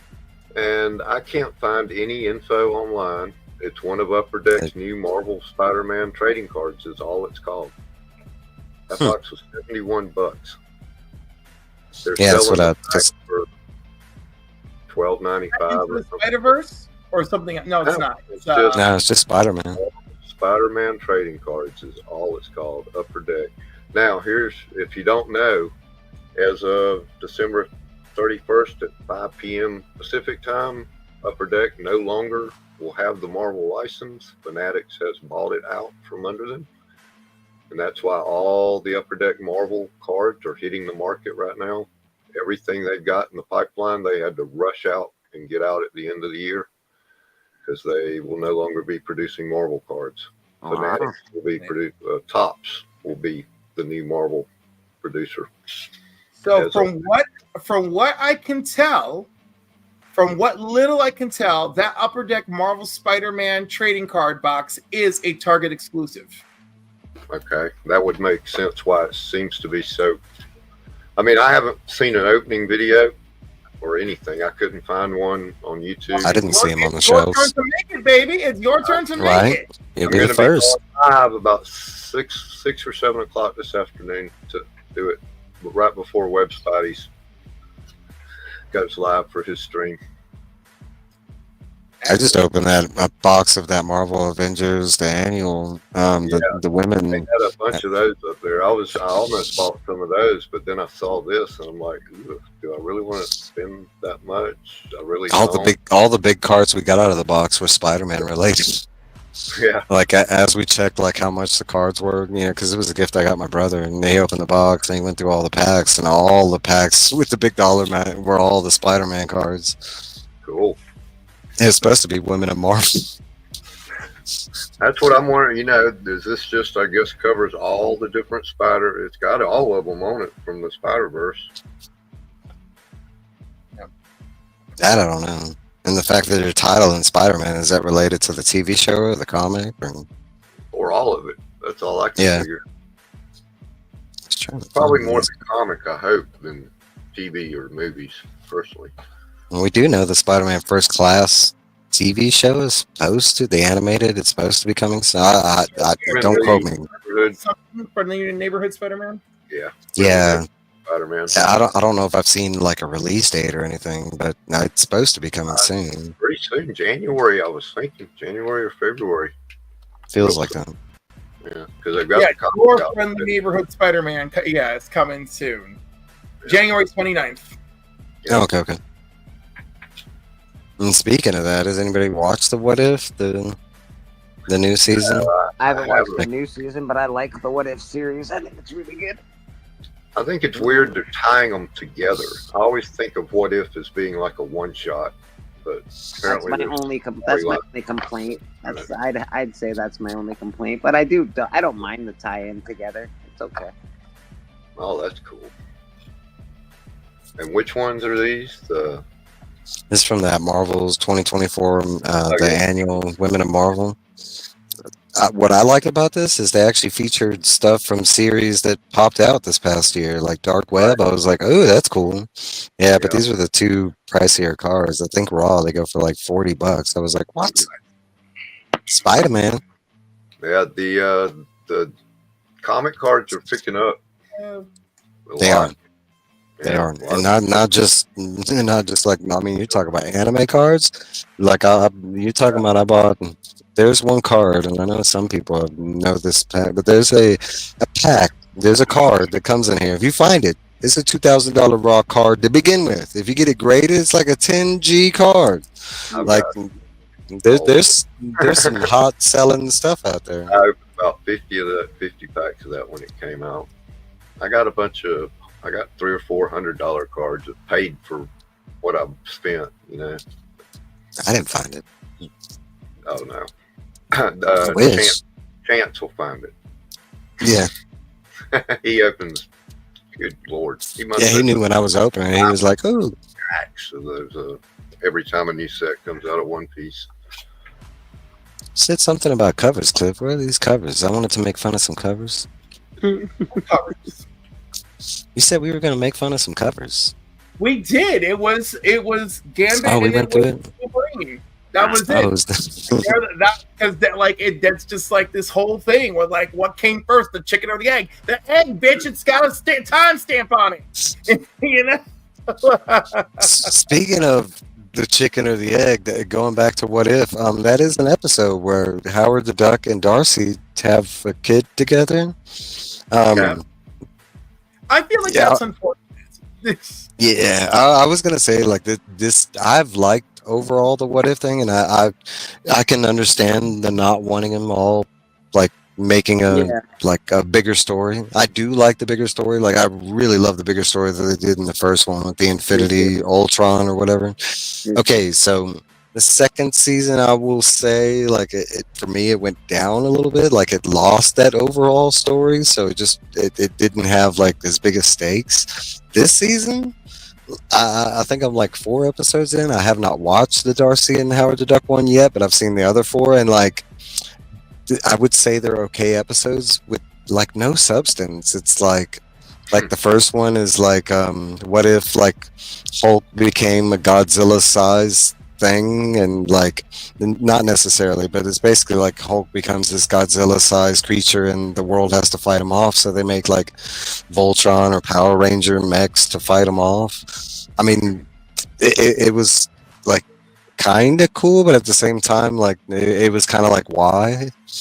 Right. The second one is even bigger because it's just like Agatha Harkness trying. I mean, the premise behind it was cool. So it's Agatha Harkness trying to like take over the Celestials' power and not just Tiamat, the one that's in the Earth, but she's trying to go for all of them, right? Okay, but like how they go about it is this big dance off between her and I'm forgetting his name, but They got a real thing with the dance. it was the guy from Eternals. What's his name? Cappy. It's the and I don't want to be. Damn it! It was the guy from the Bollywood star from the Eternals, and basically it was him and her, and they did this dance off, and it while they were dancing, they performed this magical ritual that like, allowed. But I mean.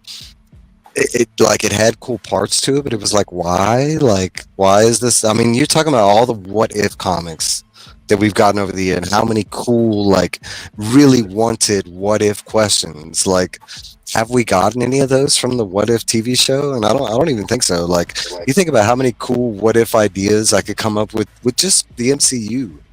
We haven't gotten one of those. There's been so many, like, what if Conan was in the 20th century? Yeah, like what if Django? Thank you, AR. Hulk? Well, they was can't the- use Conan, so I get that. Yeah. No, I mean, and I get certain things, but like you're talking about, like they're looking for ways to introduce characters. Bam! Like bring them in the what if. Like they did that with Corey, and now Corey's become this like super huge thing, featured in comics. Like she's in Rivals. Like same thing with Jeff. Like you could do this with like. Yeah.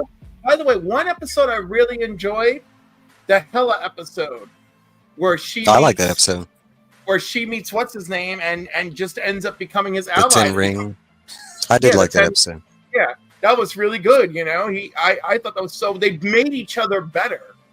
I can say the episodes that I'm not a big fan of, and like, The next season It's of the- What If should be the current What If Disney characters that they're making. No, the before next- that, like, why did we get that? Like, what if Mickey was a part? Like they could have done that. What If Minnie was Iron Man that came out this past month was I awesome. will Right? fucking riot. If that Well, happens, I'm gonna riot. Fun read. I mean, but it's already a cartoon. I'm just saying, I mean, we're talking about imagination, and No, what if no, is a huge no. play Oh, on what that. if? No, this is it. This is the last of What If is now. Yeah, this is the last season, Yeah, tomorrow's the last episode. and I don't even know if it's like if they stated like, I don't even think we're getting story cohesion from this. I think it's just ending. Like It's just ending. Why? I wonder. It just didn't do well, or what? that, I don't know. I want to imagine it didn't do that well, and I know, like. Because, like, for instance, my brother's a big MCU fan. Like, he does watch all the movies, and he likes a lot of the shows. The animated, no, he wasn't. He was not for the. And I mean, you have those people out there. That's like the new Lords of the Ring animated movie. I mean, I think of like a ton of Lords of the Ring fans that just didn't go see the movie because it was animated, kind of thing. I They were animated like, "Whoa." stuff. I always like the Hobbit. I do too. The animated Hobbit from the 70s or Oh whatever. yeah, I had that album that told the story. Had the story album. That's cool. And the soundtrack album. Yeah, that's cool, man. Had it. I got a copy of that somewhere, and the Lord of the Rings that they did. Ralph Bakshi. I don't know. I remember having the Star Wars ones when I was a kid, and whenever R2D2 made a whistle, you turn the page. Yeah. Doo-doo. I do remember that. I do want to take a look at the trending 20. Steve Rogers as Okay. Nomad. Mm. I wish I could care. Why is that trending 20? Yeah, because of the whole Chris Evans is going to return to Marvel, so a lot of people turn their attention to Nomad, not Evil Cap, which actually would make more sense, right? Yeah. But of course people turn their attention to Evil Cap as well. Okay. But it's the first mention of Roxxon, that's appeared regularly through every piece of Marvel shit since Iron Man 2 to now. Roxxon is just there. So we still have Spec driving the market. That's good. Apparently. Then, first appearance of Vulture, James Natali. That's Vulture's granddaughter, right? I think I have that. Yeah, they hinted that that the new Vulture may appear in the next Spider-Man movie. Anyhow, it's a $3 book in case anybody cares. I know, right? It's like, You know? ooh, what an increase! It went from $1 to $3. Edge of Spider-Verse. We've got Penny Parker. We know her. We love her, and she's in Marvel Rivals. The fact that this video game is pushing any spec is a lot to me. I feel like it's too much. I got a lot of people play video games. Like, okay, but are kids okay? So kids are playing the games. Though. Are they buying the comics, or is it just us buying the comics? Going, we've seen that in a video game. I don't know any kids playing it. All the ones I know are adults. I will say this: every adult I know is walking around humming Jeff's theme song. So Jeff apparently is the real breakout star. Yeah, right. Because they're like, I love that shark, and I'm like, you do. But hey, I love me some Penny Parker, so she's here. Then we got the first appearance of Peggy Carter as Captain America. That's still a pretty pricey book. It is. Now, of course, this is not the first appearance of Captain Carter. It's just the first appearance of her as Captain America. But again, it's still it still goes for good money. It's still a decent book. Yeah. You know. Then we got Thundercats Apex, which I've abandoned Thundercats over at Dynamite. I could care less about anything they're doing. I don't care how many cool covers you gave me with fucked up Lion-O. It is just all cool covers. It's a lot of cool covers. Yeah, but that's not enough. Mm-hmm. Joe, good morning. Ghost Rider 28, first appearance of Lilith, Mother of Demons. I'm into this, but I collect all the Marvel monsters, so this is part of them registering trademarks.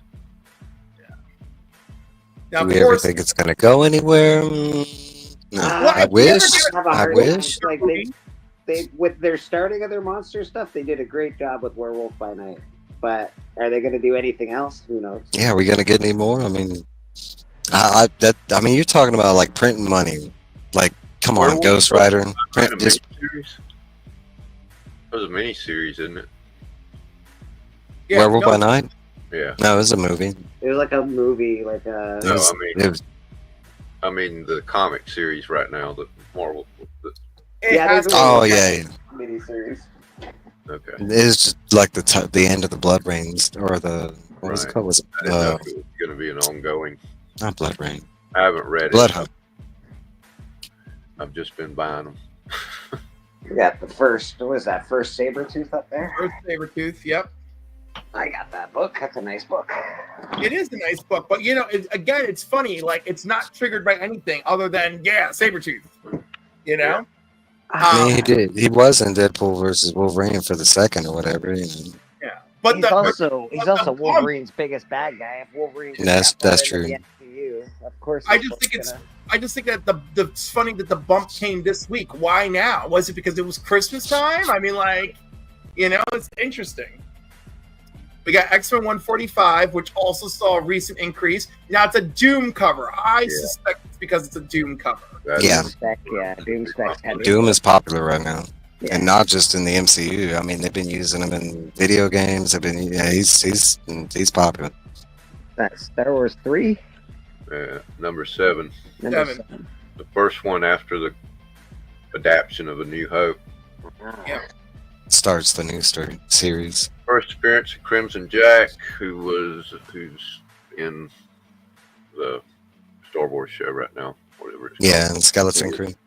Well, that's neat. Oh, my girl is on the list, and I got 2 of her first appearances this year. Power Girl and actually All-Star Comics 58. I'm actively after this comic. This is a good comic to get. Well, yeah. Good luck. I'll get it. Don't you worry. Don't worry. Oh, yeah. I won a 6.0. That's awesome. Great.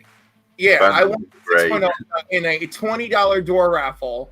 And I was like, all right. And I was like the only person who put anything in the bag, and I came running to get it. Wow. And of course, my original one, the restored one, that has been spoken for. So, but want to know something funny? I'm looking at both of them, and they both have an air bubble inside in the same exact spots. My 5.0 restored and my new 6.0 have an air bubble in the same spot. Ah, It's hilarious. But yeah, that's a great book. Headless Horseman, I have no idea what this is other than it's a Mark Spears. cover. Yeah. yeah, Mark Spears. He's the starting to monster guy, fade a right? little bit. He's the monster guy, right? The guy that's doing monsters. Yeah. Yeah. Listen, I really enjoy the guy. He is lovely, but I think people have gotten carried away. And if you notice, all of his like DC covers are never on this list. Right. And The monster thing is, I like it. I love monsters, but I think it's ridiculous. yeah. Well, some of them make some sense because they were exclusive to his Kickstarter, right? Yeah. So like I get that, but like big titty Bride of Frankenstein. I mean that was like a B or a C cover, and that just took off all on its own. There's a lot of reasons. So you're talking about like universal monster love. You're talking about, I mean, horror love. Even there's a lot of reasons to gain popularity. Is that the first G.I. Storm Joe? Shadow? First Storm Shadow, G.I. Joe number 21 from in 1984. Yeah, that's the issue that they had to come up with real fast. So It's always been a big issue. drew it with no dialogue. Made it about Snake Eyes. I forget what the problem was. Something happened with the original issue story, and they had at the printers maybe, and they decided to go with a totally scriptless Snake Eyes story. Yeah, this has always been a big issue. Wow, and there's a second print and a third print from 1984. I didn't even know that. Did well. And they all look nearly identical, so I have no idea. Yeah, you got to look at the Mary top of the Holman book, didn't make the deadline. Yeah, you got to look inside the book to see if it's second and third printing. or you can just look at the top of the book, and there's a line that was drawn on all of them. You'll be able to notice it. You'll see if it's a second printing if you just look at the top of the book. He said Hammer didn't make the deadline. Wow. Sounds about right. All right, He we was got busy Avengers then. Twilight. I wonder Avengers what's up Twilight? with What was Yeah. what is that? I can't see it. Is number Avengers. 2, the 1 in 200.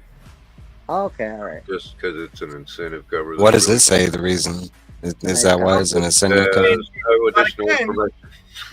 It's a dope cover, and but also this was a great series this year. It was It's a good loved series. it. It was one of my favorite things of 2024. Okay. Why is Nice it on cover. the list? Is that why it's on the list? Though the cover only. Well, I think it's because it's an Iron Man cover and it's a 1 in 200, but also probably because this series had some attention on it this year. But it does not say why it's on the list. Whereas Sabretooth showing up in Peter Parker, is Yeah, because why of is Sabretooth? Why is Sabretooth Yeah. so much on the list? Why did it get so popular? I love Sabretooth. I know, Why is right? it so Yeah, me popular? too. But yeah, I'm not Also, getting the Sabretooth. I mean, Well, this has the foreigner in it too. Yeah, the Foreigner, first appearance of the Foreigner in this issue, who also Yeah. appeared in the Craven movie. It was in the Ah, so Craven Craven. okay. I can get that. Okay.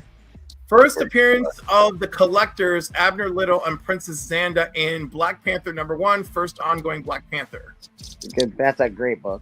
Great series. movie. Yeah, The he's busy back cover. as only Jack Kirby can do it. I love that. Kirby, yeah. And then we've got Batman Absolute Noir Edition #1, which of course is second print. Yeah, I'm not into the Noir editions. I'm not into Absolute Batman. It's got 2 strikes against it immediately. I'm not a big I fan just- of the whole absolute. I'm really enjoying Wonder Woman. I'm liking Superman. Batman, as usual, is not doing much for me. But you know what I've does only do it read- for me? Spidey. Amazing Spider-Man 149. The The clone. greatest villain of our time. The Yes. Clone Wars. Yeah. The beginning of Jack- it. Yeah. Origin and Death of Jackal. First appearance of Peter Parker's clone, Ben Riley, who becomes Scarlet Spider. I love everything about it. It's a great book. D. Runkle will be It happy was. that's on there. He's got There's that 98 damn of all Jeff that shit. That's Blanchard. his favorite character. That was a good time, and it was a little bit after that where it got weird. it's Omnibo's favorite character. He is just beloved all around. Hey, Durs, good morning. What's up, Bears? I like Ben. I did too. First appearance of Jeff the Land Shark in West Coast Avengers #7. Fuck off. Who knew a video game could drive this shit, but it's happening. Yep. You know. What a cover, jeez. That's a big F off for me, but whatever. Yeah, I'm not into Jeff. Wolverine X-Ray. Not against him, but Well, that's a nice cover. I like the cover on that. Yeah. It's a Gleason? neat cover. Is that the foil one or the non-foil? No, this is just the second print. Why? God dang it all. Is it Gleason? Yes, it is. Yeah. Uh-huh. It's a great cover, but second print, like how many prints are there? That is Jesus. I think that is the foil, though. The second print was foil. That's probably why. It doesn't even mention anything about the foil, too. It's just like, look, it's on the list. And then this Wolverine #1. this is a 1 in 50 Deadly Tales of the Gunslinger spawn with Todd McFarlane actually having done the work. Yeah. Okay. That's why that's on the list, because I was going to be like, why is that on the list?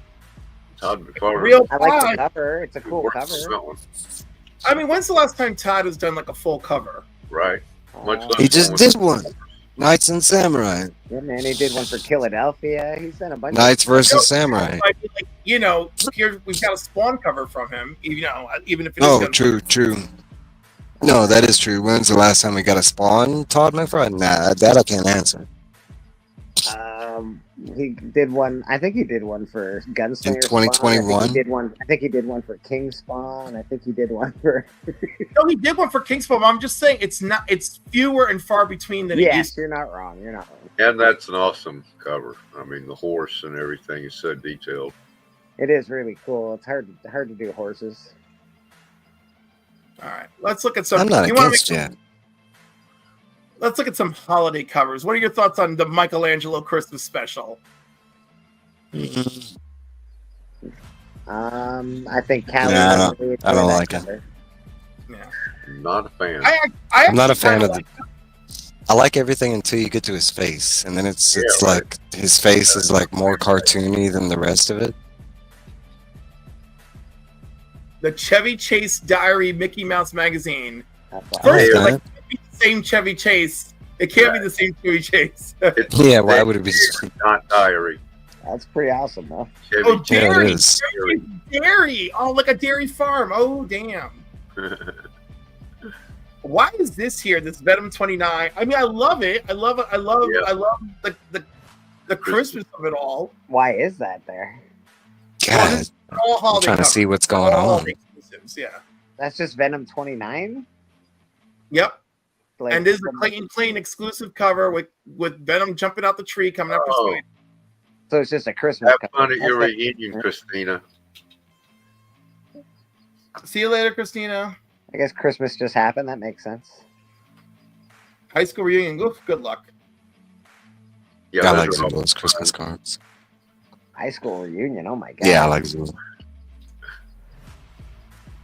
We got this Ed McGuinness, Hulk, Red Hulk.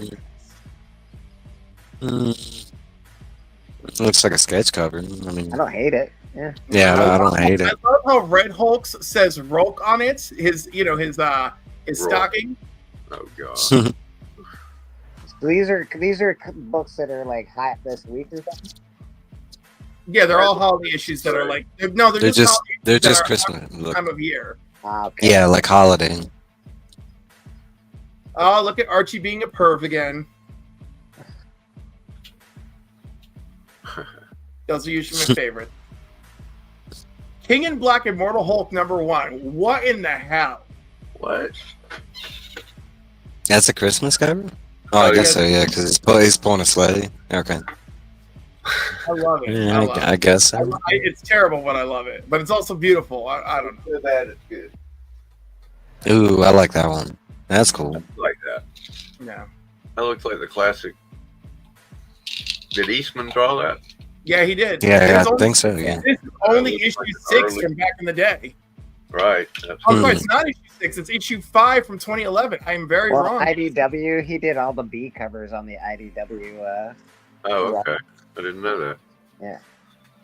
Turtles 89 in 2018. Ah,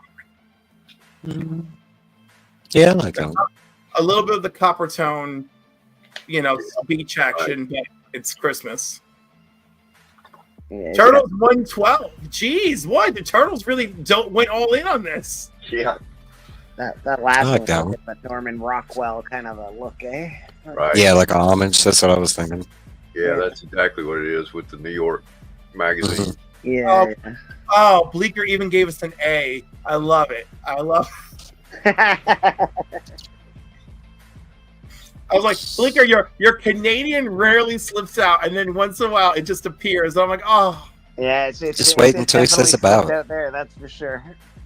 Just wait until they say about. That's when they use No, it. when he's tired and says about, it really shines. If he's like Oh, 100, if he's like Does if it he's cut- like at 100, it's less. It always it's comes less- out a boot. A boot. Yeah. TM's boot is really thick. Yes, it is. Yeah, it depends on Samurai where Sam. they can, that really.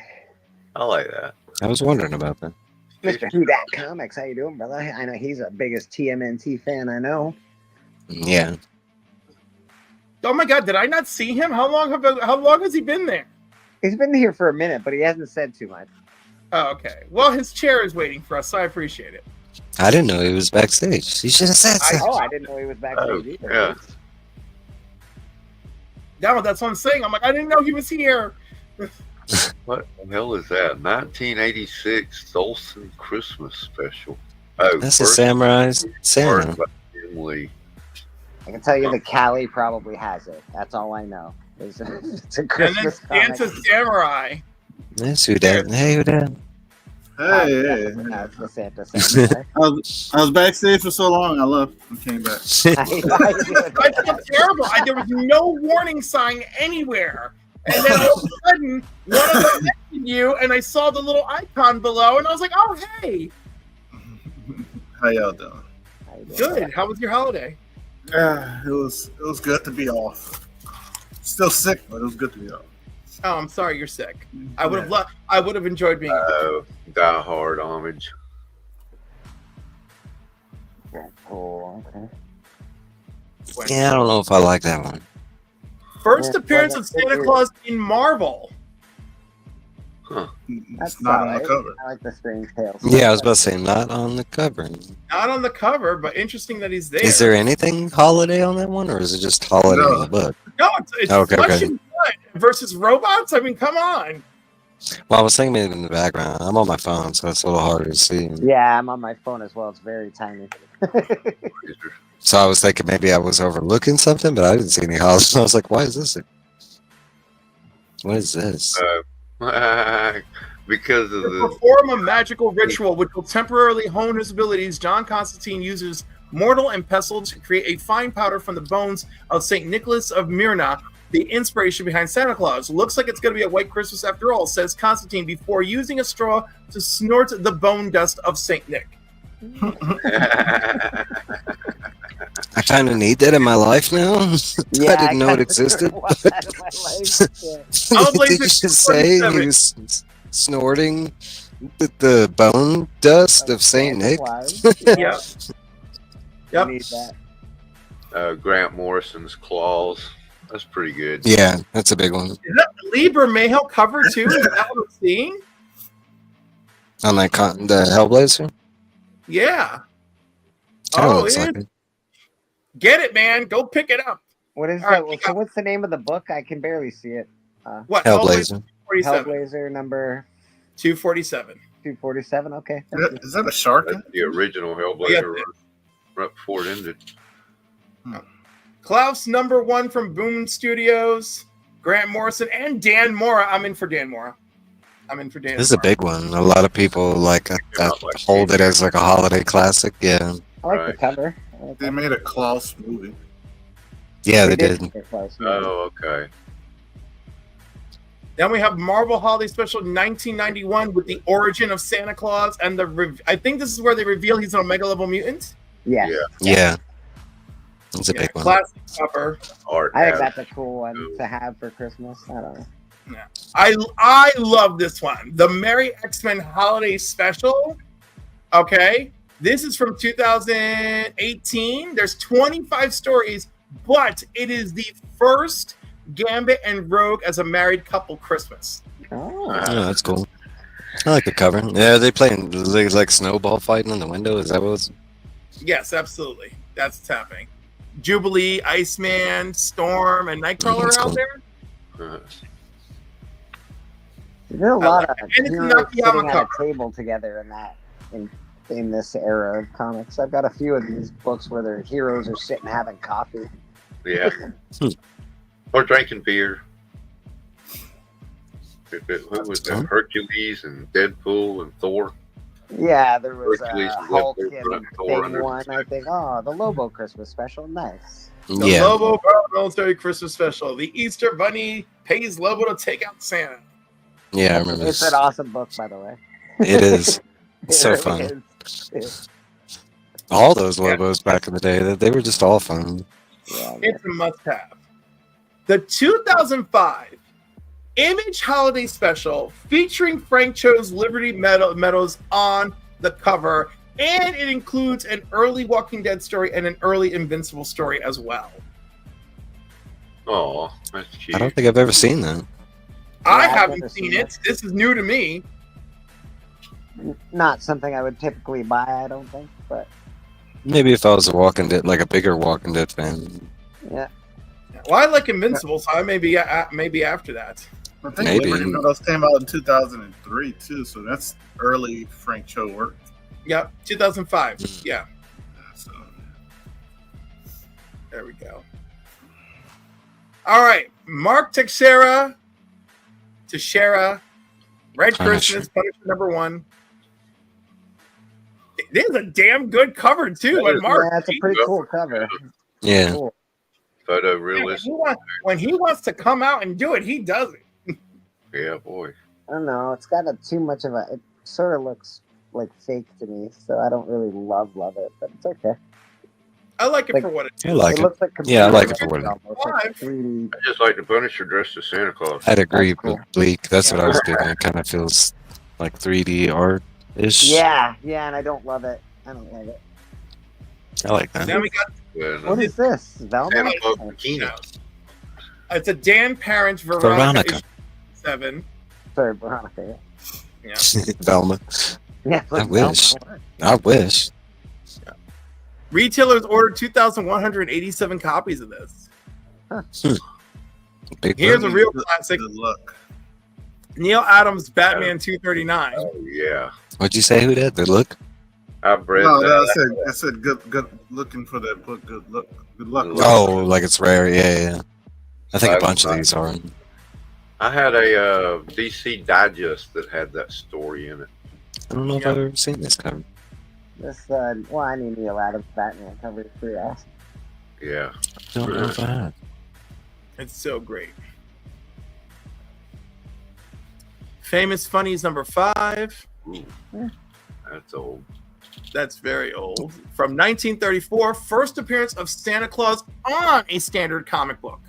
Wow. First Christmas story in a standard cook. Oh my God, cook. First Christmas Standard story cook? in a standard comic book. A reprinted story called Fanny Takes Advantage of Santa from the comic book Stimp O'Dill. I want to read that now. Oh, that's famous. The Sabrina Holiday Spectacular #2 from 1994 anthology of Christmas stories featuring Sabrina Spellman. Issue #1 titled Sabrina Halloween Spooktacular.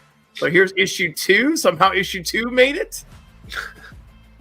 Got a good cover. I like I'm it. just gonna ask. Maybe this was established when we got into this list. Is this like a best of holiday list? Is that what we're looking at? It's supposed to be the best of.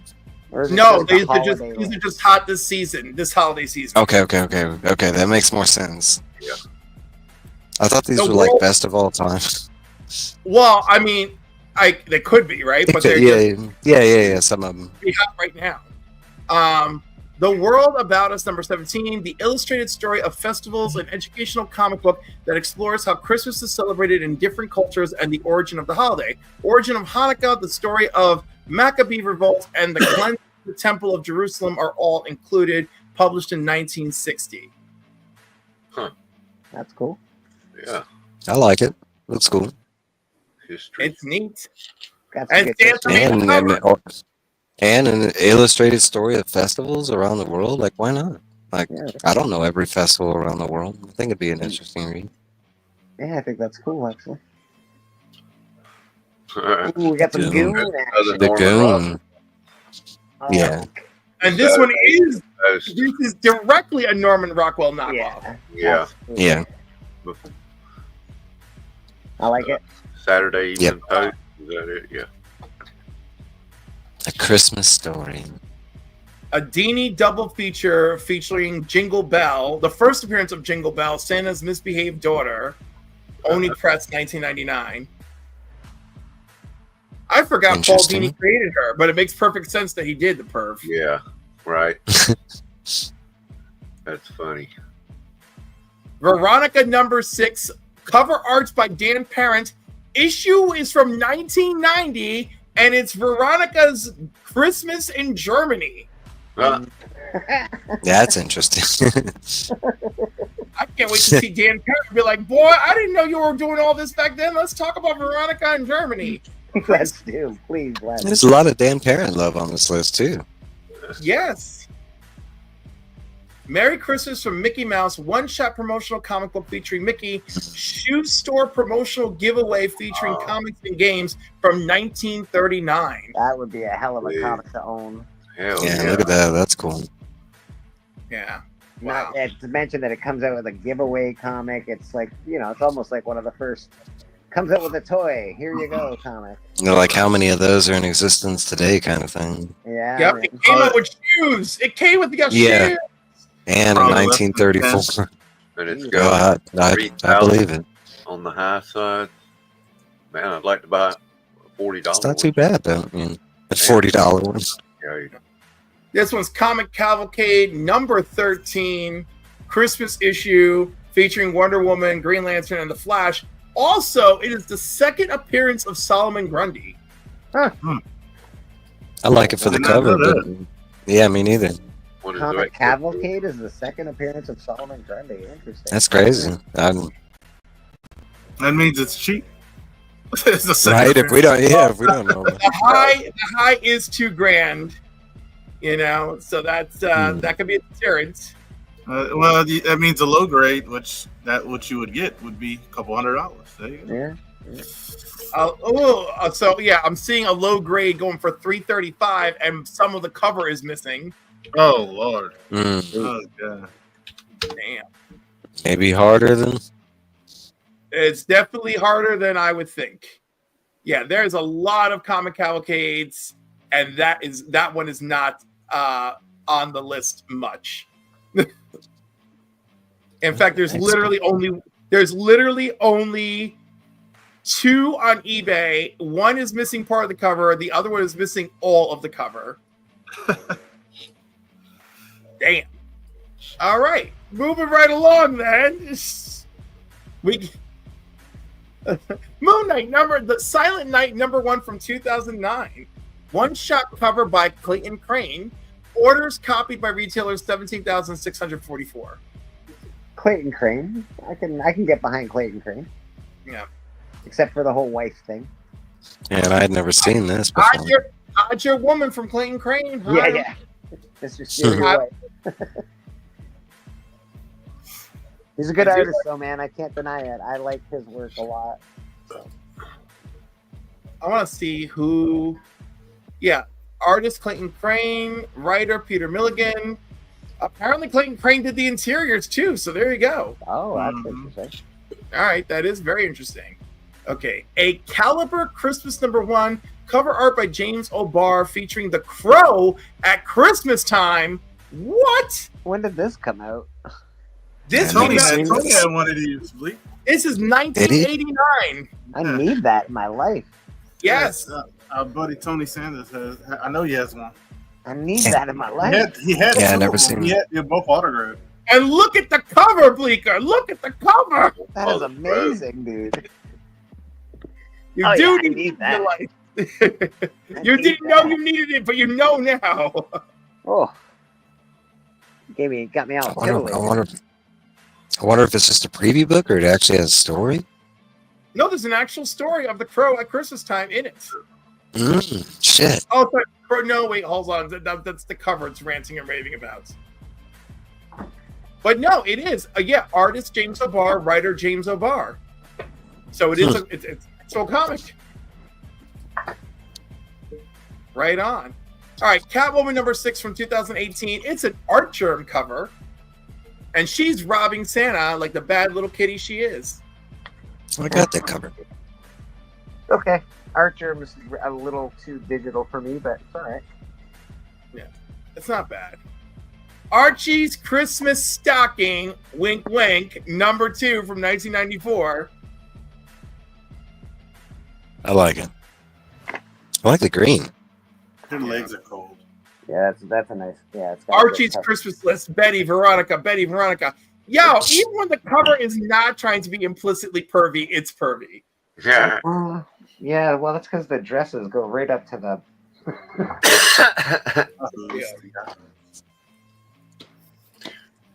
Good morning, Mr. Lopez. Darth, how you doing, buddy? What's up, Darth? The first Christmas number 1 in new Super 3 dimension. Every page in panoramic 3D. Origin of Christmas, specifically the Nativity of Christ, oversized one-shot issue with red-blue stereoscopic overlays that produce a 3D effect when viewed through glasses. Printed in 1953 by Fiction House. I could see the appeal of getting like a 3D like Christmas story. I mean, that's kind of cool, but like the cover does not sell it Yeah. at all. I don't need it. Nah. This is no Crow at Christmas. All right. A Dick Sprang Batman number 33 from 1946. Did you Yeah. say a dick spraying Batman? Yes. Okay. What's up, JSS? And that's a big. Oh, at least for me, it was. The fact that you haven't heard anyone mention Dick Sprang on Batman in a while is just very telling. I thought you said dick I have that spraying, but hey, what do I know? I have that one. You have this Donald Duck? Yes, I do. Christmas on Bear Mountain. Oh my. Not the Bear Mountain I live near. I don't know if I've ever seen that one. Reprinted. Yeah, it's the first Uncle Scrooge. Yeah. Mm. The first Uncle Scrooge? Fuck. Yes, the very first Uncle Scrooge. Well, that's Yeah. a reprint of it. Oh wow. The first was in 4-color comics. So that's a reprint of the first Uncle Scrooge story that was in 4-color comics, number 3 something. This Is it really? The one it's 178. The one you're talking about came out after. Yeah, this is 4-color 178. Oh, okay. That is 4-color 178. Yeah, I was looking at the Donald Duck on the cover. Well, Yeah. I have it. I have it. I know it's the first. Yeah. Then we got the Marvel Holiday Special from 2011. I'm not in love with this cover, but it's under ordered by retailers. There's only 6,787 were ordered. That's it, really? Never seen Yeah, it before. I had 2 of those at least. Kind of matches the animation style they were doing back then. You know. Then we got a 1989 Spider-Man 314 McFarlane cover. Yeah. You know, I was gonna say I think most people know this cover. It's time. It is a very McFarlane cover. Oh, very It is. McFarlane. I like it. And then we got Joker, the Man Who Stopped Laughing, number 3, Lee Bermejo cover. Such Yeah, a good cover. This is one of my favorite Yeah. Christmas covers. I love it. I got It's that. certainly one of my favorite Joker covers. You know, Oh, but it's so good. I absolutely love Bermejo's Christmas shit because Yeah. his, Oh, you his picked up this year's.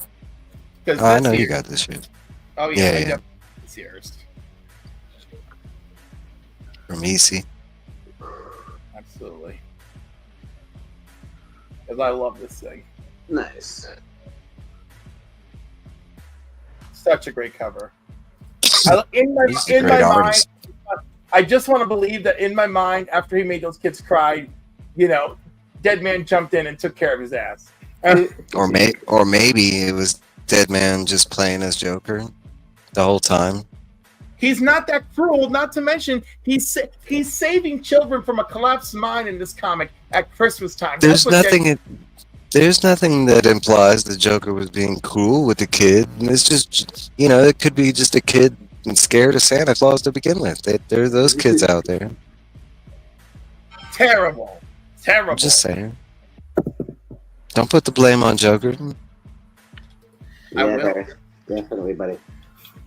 Y'all had a good time last night. Did I miss the stream because I slept? Darth They did the hunt. came on the hunt last night. So The hunt. Damn. No, I got. They did. They did war games. They did war games. It's pretty cool. War game. It was fun. It was fun. When is the hunt not fun? What's that, sir? I said, when is the hunt not fun? Yeah, brother. Yeah. All right, whose channel was the hunt on last night? Just to be sure. Tony Sanders. Tony Sanders. Oh, Sanders. That's right. I think it was only like 45 minutes. So not that bad. I'm subscribed to this shit. Why is it always unsubscribing me? YouTube's doesn't. weird, man. If you don't Yeah. look at something for a while, it like puts it out of your algorithm. Doesn't like bring it up to me. Like doesn't let you know what's happening. It's weird. I've been having that issue with Instagram. I'm looking at Instagram. I'm like, Oh, same. I'm not subscribed to this, like, or following this person, and it pops up, and I'm like, who is this person? I don't follow this person. It's like I've had to block people like that because I don't want to see them on my feed, and they keep popping up. I'm like, why am I getting this person? Why am I seeing this little people are fine, but why am I seeing this little person? Like, it was so crazy. It was weird. It was very weird. The only problem I have with I had to do the Instagram same thing as you. I had to block it. I was like, I'm getting messages that are 5 days late. They're like, "This was 5 days ago." I'm like, "Well, that would have been nice that I saw that 5 days ago." Nah, the worst YouTube's ever done is I got a message that was like from like 8 months ago or something like that. You talk about making me feel bad, like, and then having to explain to the person, like, I'm sorry, I just got the comment right now. I read, like, I try to answer in a timely fashion. No, that.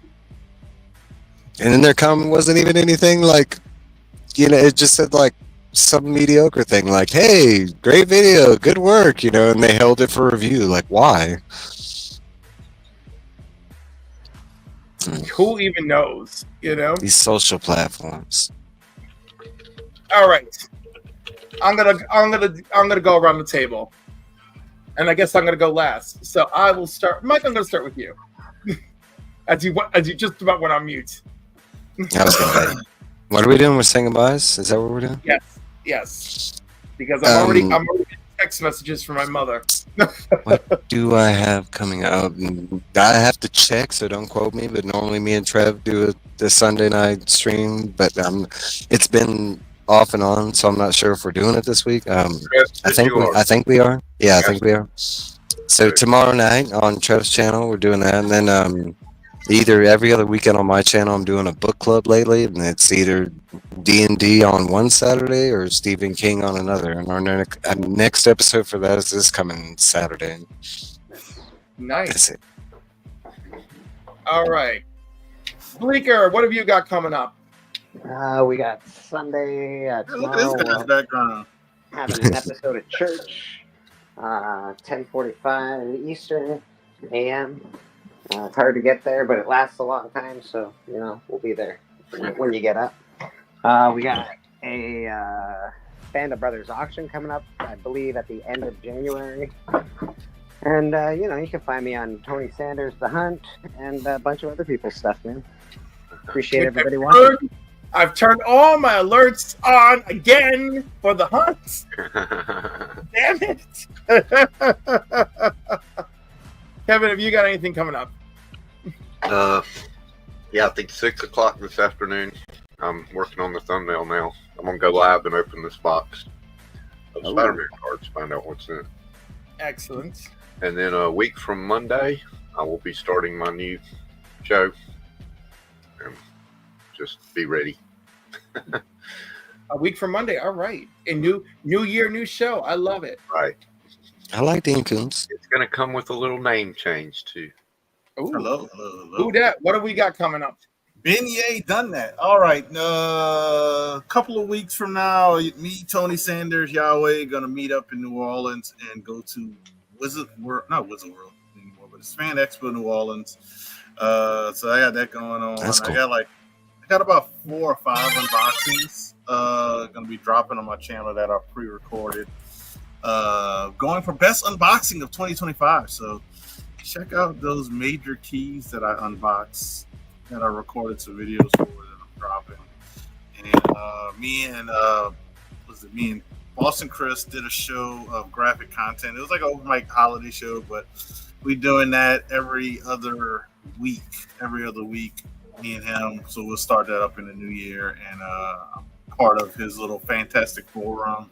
You got Tony Sanders' The Hunt, all these other shows, the Biggie Shack, and Bleecker and stuff like that. But yeah, stay tuned. We will do, like you said, a Band of Brothers auction, and have a lot of fun, have a lot of deals. So it'll probably be like, I'm guessing, in like 3 weeks from now. So yeah. Yeah, if you were Thank you on very the last Band of Brothers, Cali Comics went all crazy and was Santa Claus, so it was pretty awesome. Yes. Yeah. Oh, that was sweet. Anyhow, I was gonna say, who that does have deals, and I will mention one of those deals when I am on Only Slabs on January 4th. So do look forward to my appearance in the new year, the first guest of Only Slabs for 2025, and shortly after my birthday, which is Wednesday, January 1st. I am a New Year's baby. You and Boston Chris. Yes, and a few other people apparently. There's all sorts of Capricorns that I gotta bring in. So I'm looking forward to it. Tonight at 8, I have DM Ray on, and I'm going to do Comics and Cocktails tonight at 8 with DM Ray. So look forward to that as well. And then, I'm on the Council of Comics 5 p.m. on Sundays for the movies and box office, 8 p.m. Mondays and Wednesdays. This Wednesday, holiday, we won't be doing a show. We will be doing a special show Tuesday at 7 p.m. for our giveaway, our monthly giveaway, which is officially over $1,000 this month. There are 3 slabs, a comic capsule, a Spider-Gwen #1, blah, blah, blah variant, but it's first print, so it counts. And over 56 raw issues and multiple toys. And we did the tally. It's over $1,000 in prizes. So look forward to that. If you haven't entered, your last chances are Sunday and Monday before we go all in on Tuesday night. Do I have anything else? I don't know. I got so many things. I'm gonna be on Guess That King soon too. I believe I'm gonna be on the first episode of the new year for that as well. So I try to plan. I try to make January my month. I try to just embrace it and give myself reasons to put myself out there. Because I'm such a shy person. You're holding yourself out in January. Right. Exactly. I want every January. I want people to remember me. I want people to know. I want them to think January and like, oh shit, Cliff is gonna be on every goddamn show I turn to. Look at him, and that's it. I just want to be there because last January I was everywhere. I was just left, right, center. Almost every show. I didn't hit them all, but I hit a good majority of them. So I want to try and go do it one more time this January. But gentlemen, thank you for being here and not leaving me out here alone. I appreciate it. It was a great morning, and sadly, I do have to get going on with my day. But thank you all for being here. Everyone who tuned in, thank you for tuning in. I hope you all had a lovely holiday. And you know what? If you didn't, you can always DM me, and I'll be happy to listen, or just tell you how shitty my life is. Whatever you need, whatever we got to do to make it through. We'll share. All right. We'll commiserate. We'll do what it takes. All right. Love all you folks. Thank you guys for joining me. Thanks everybody for watching. Have a fabulous new year. Although you're going to see me a couple more times for the new year anyway, but that's it. All right. Peace, everybody. Yeah.